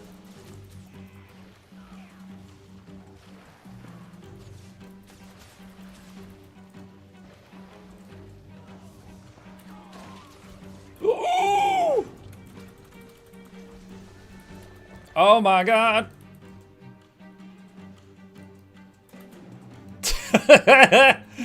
Oh man, I turned my camera just in time to see they were like, yo, he's one of ours. And I'm like, oh no.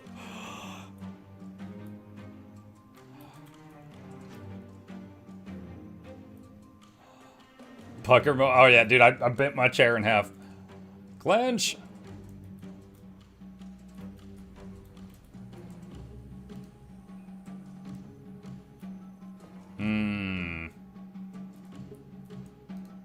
I think red's gonna hit Stone Mist.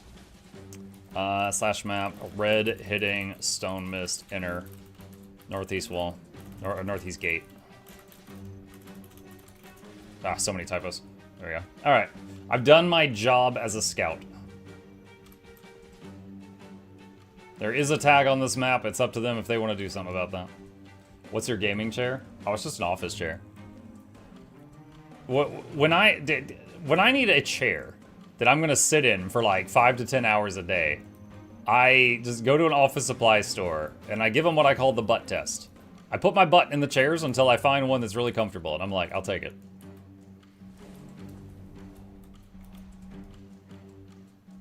It does not have racing stripes or anything on it, I'm sad to say.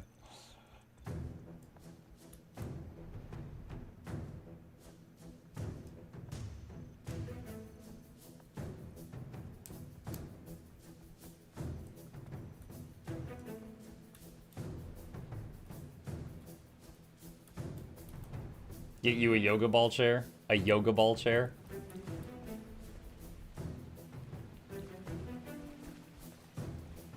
I don't know, I feel like seeing a streamer bouncing up and down on a yoga ball while on camera would look a bit promiscuous.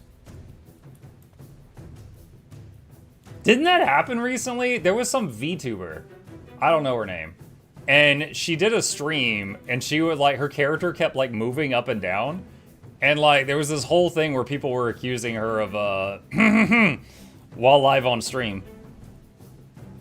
Like, that's been bouncing around gamer Twitter.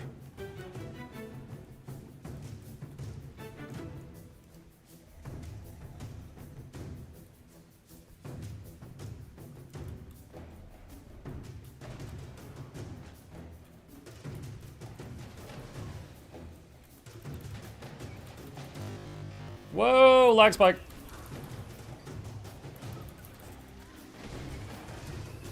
Oh god, that's a lot of damage.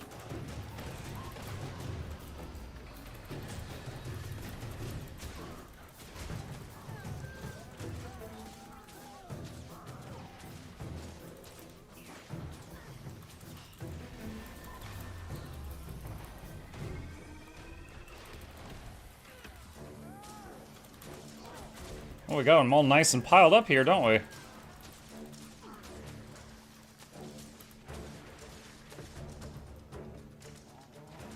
There were some scary moments, but overall that went well.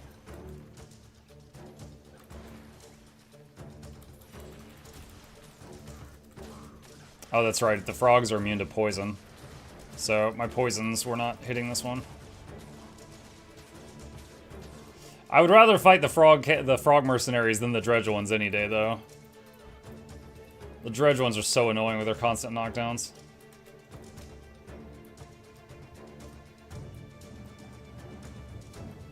Was she actually MM? I don't know. I don't know.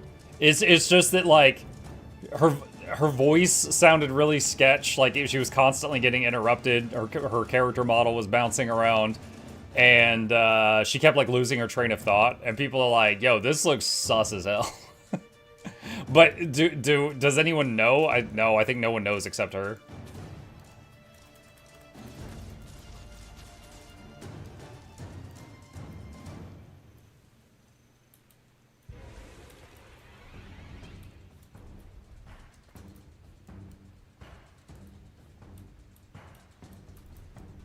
Have you ever ran World v. World as a commander? Yeah. Yeah, a couple years ago when I was still streaming Guild Wars 2 7 days a week, before I like got burned out a bit, we used to do what we called World v. Wednesdays. And every Wednesday I would tag up, and a bunch of people in chat would join, and we were terrible, and we would run around and just have fun in World v. World. But anytime we got into an even fight, we would lose, because I was not an experienced commander. I was doing my best, but it was like a noob commander doing his best, so we got outplayed a lot, but it was fun. But these days I prefer to solo roam. It's less chance of, like, if I've got a big group of people and then someone is like stream sniping, it ruins the experience for everybody. But if I'm just on my own, then I can just deal with me.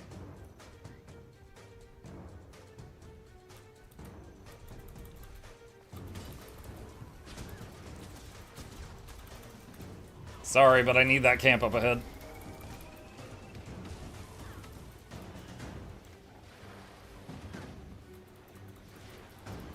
Oh, that was good on you. Ranger Downstate Interrupt has a small AoE. I went invisible so she couldn't target me, and she targeted my pet, and then the interrupt splashed me. And I don't know if she meant to do that, but that was the right thing to do there. It was pretty cool to see it. Shoopy think EverQuest Legends launches in an hour. I dunno, that's all I got. Would be fun to see, I guess. Fun to see? A fantasy that's fun to see? I could be down to enjoy EverQuest. I honestly don't know how well that would do with my audience. Like, it's an old game. Now, it was my first MMO. I got a lot of nostalgia there. I know I would enjoy it. I don't know how much y'all would enjoy watching it. But maybe. Maybe.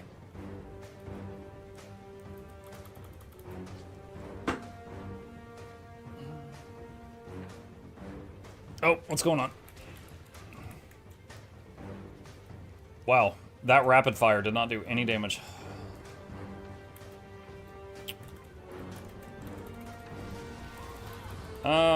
This is too many people.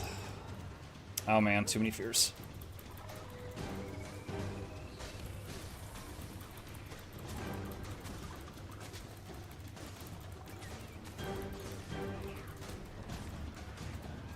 Fear again.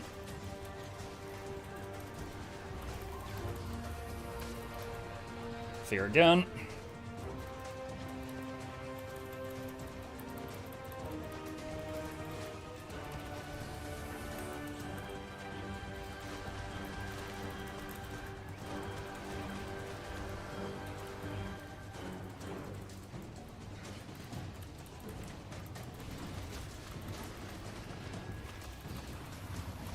Ah, come on, rally, rally, yes!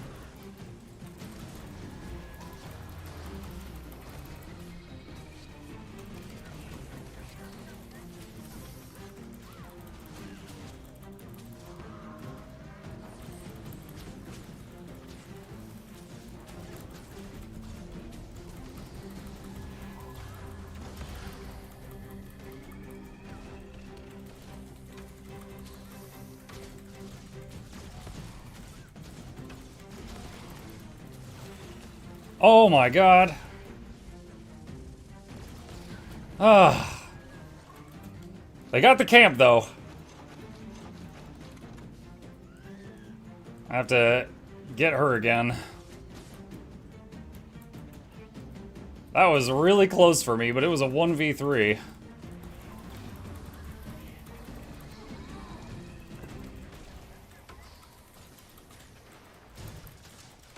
Ah, crap.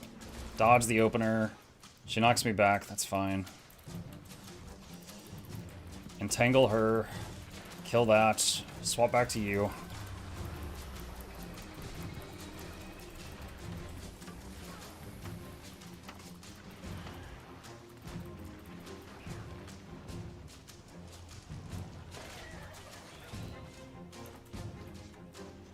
Dang it, they keep respawning.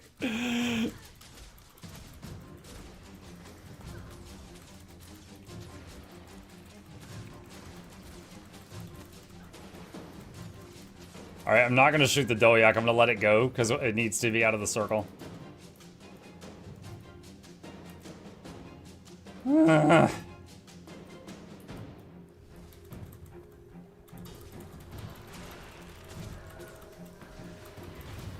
The Char guard is back. He spams immobilize and knock down.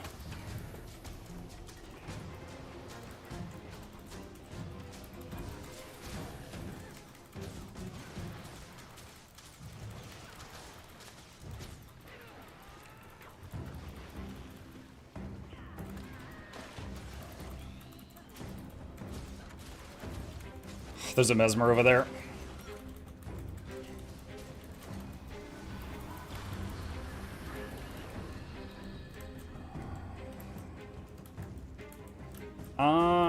I think I gotta skedaddle. I got an Untamed, there was a Norn something, I didn't see what it was, and the Mirage is very nasty.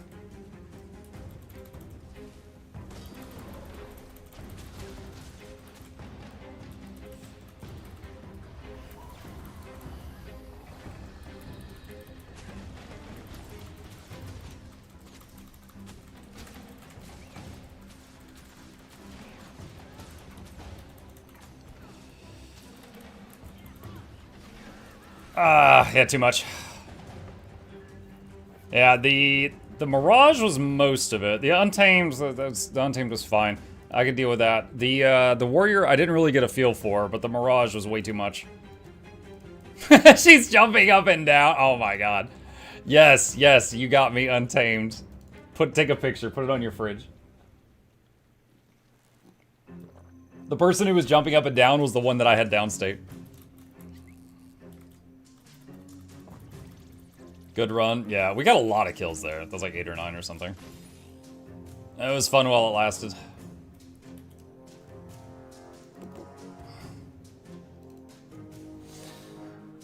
Can anyone else not log into the game? I logged into the game 4 hours ago and it's been fine for me since. I haven't heard of any other login issues. They're making muck work for this camp. They were. It was also unfortunate that the mobs were respawning one at a time because it kept staggering the camp countdown. Muck, why do you think you got burnt out from Guild Wars 2? Hold on. Let me answer this other question and come back to it because this is a long one.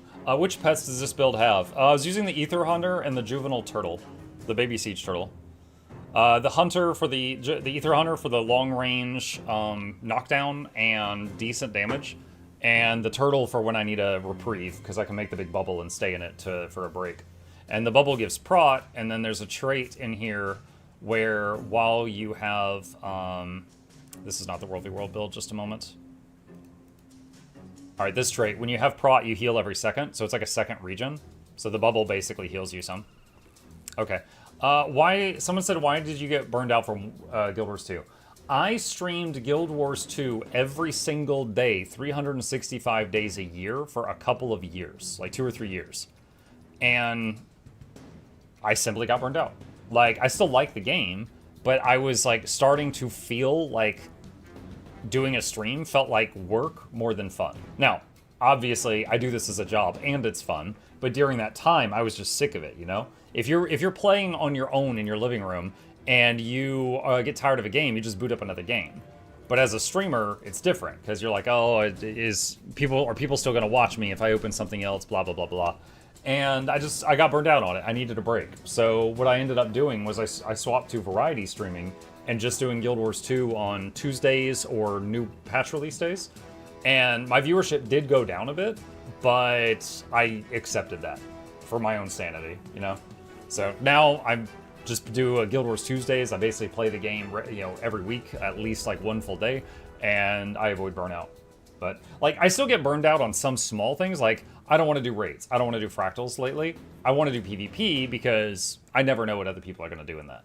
But in fractals and in raids, I've done those 1,000 times. I know what's going to happen. Like, that's old news for me by now.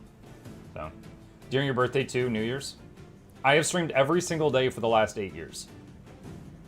Yes, whatever day you want to pick and ask me about, the answer is yes. Now, I move things around. Like Halloween night, I'd go trick-or-treating with my kids, so we would stream that morning. On Christmas morning, I hang out with the family, so I stream that night. Things like that. But yeah, I've streamed every single day for over 8 years. That would make sense. You did a good job creating all the content on YouTube as well. Yeah, for some insane reason, I decided to make YouTube videos and also stream every single day.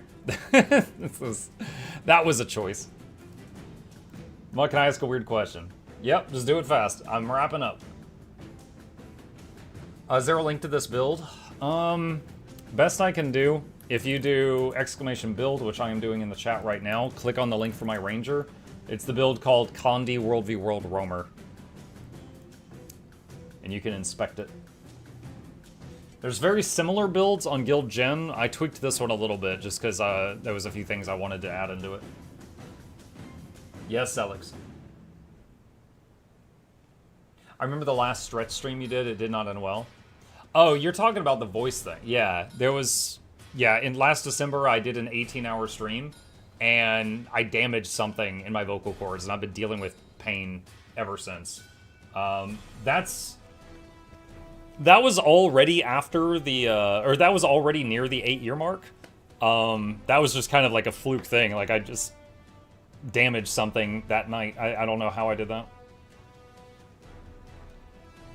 Muk, at what point did you realize one of your friends have gone too far with gaming habits? For me, it was when my friend showed me his $1,000 gaming chair with a built-in mini fridge, thermal cup holders, and a poop bucket.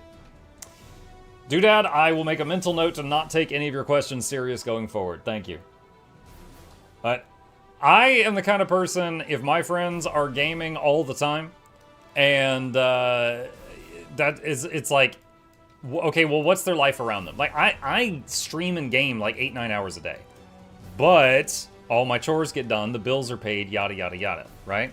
So if I had a friend that was gaming all the time, but he was letting his life fall apart around him, in my opinion, that's when it's too much. Like, just saying like, oh, 5 hours is too much, 6 hours is too much. I don't agree with that. For me, it's if you're not taking care of the things you need to do before you do the things you want to do, that's when it's too much. That's how it is for me. Many will disagree, but that's what I think. I did have one friend, when I was working in tech support, I was on really good terms with most of the other dudes there, and there was one guy there named Joe, and Joe had terrible spending habits. And one day, he got his, like, credit card statement, and it said that he had spent, like, I don't know, it was something crazy, like $500 or $1,000 on Hearthstone packs that month. And he was like, oh my God. And this guy, legit, what he did, he started taking his credit card, putting it in a glass of water, and freezing it in the freezer. And anytime he wanted to buy something with his credit card, he would have to get it out of the freezer and let it thaw out. And it was such an ordeal to do that, it actually helped him curb his spending habits. And I was just like, that sounds so stupid, but if it works for you, sure. So I think, like, that comes to mind by what you're mentioning, but it's not exactly the same as what you asked.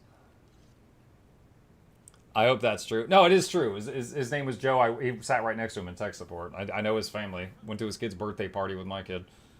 Yeah, it's a goofy thing, but yeah, it was true. I need it now. Get the flamethrower. Yeah. All right. Chat. Thanks for hanging out with me this morning. I hope you had fun. A few plugs on the way out. If you're new here, my name is Muck. I stream every evening and every weekday morning. I'll be back for more Guild Wars 2 this evening on the NA servers in about 5 hours if you wish to join. I'll have the weekly giveaway as well. And we're also coming up on 3,000 daily streams, which would be 2 Tuesdays from today, 2 weeks from today. So big party on that day if you want to hang out then. As always, hit the follow button, hit subscribe. Here's my YouTube channel. Subscribe to those. These are patrons. They're amazing. They keep me in business. You can become one of those if you want to. There's links to that in the chat. And I'm going to raid someone in the Guild Wars 2 directory of Twitch just to support the section. Let me see. Do we know anyone live right now? Or do we have to pick someone new? Mighty Teapot is live, but he certainly doesn't need the raid. Let's see. Should we try someone new? Who is this? New tune, Remembering How to Guild Wars 2. This guy has 11 viewers, chat. If you fancy helping me out with it, prepare the good vibes. Oh my god, that is an outfit. That is an outfit. Alright, I'll see you guys over there. I'm going to just welcome this guy to the section, and I will be back tonight. See ya!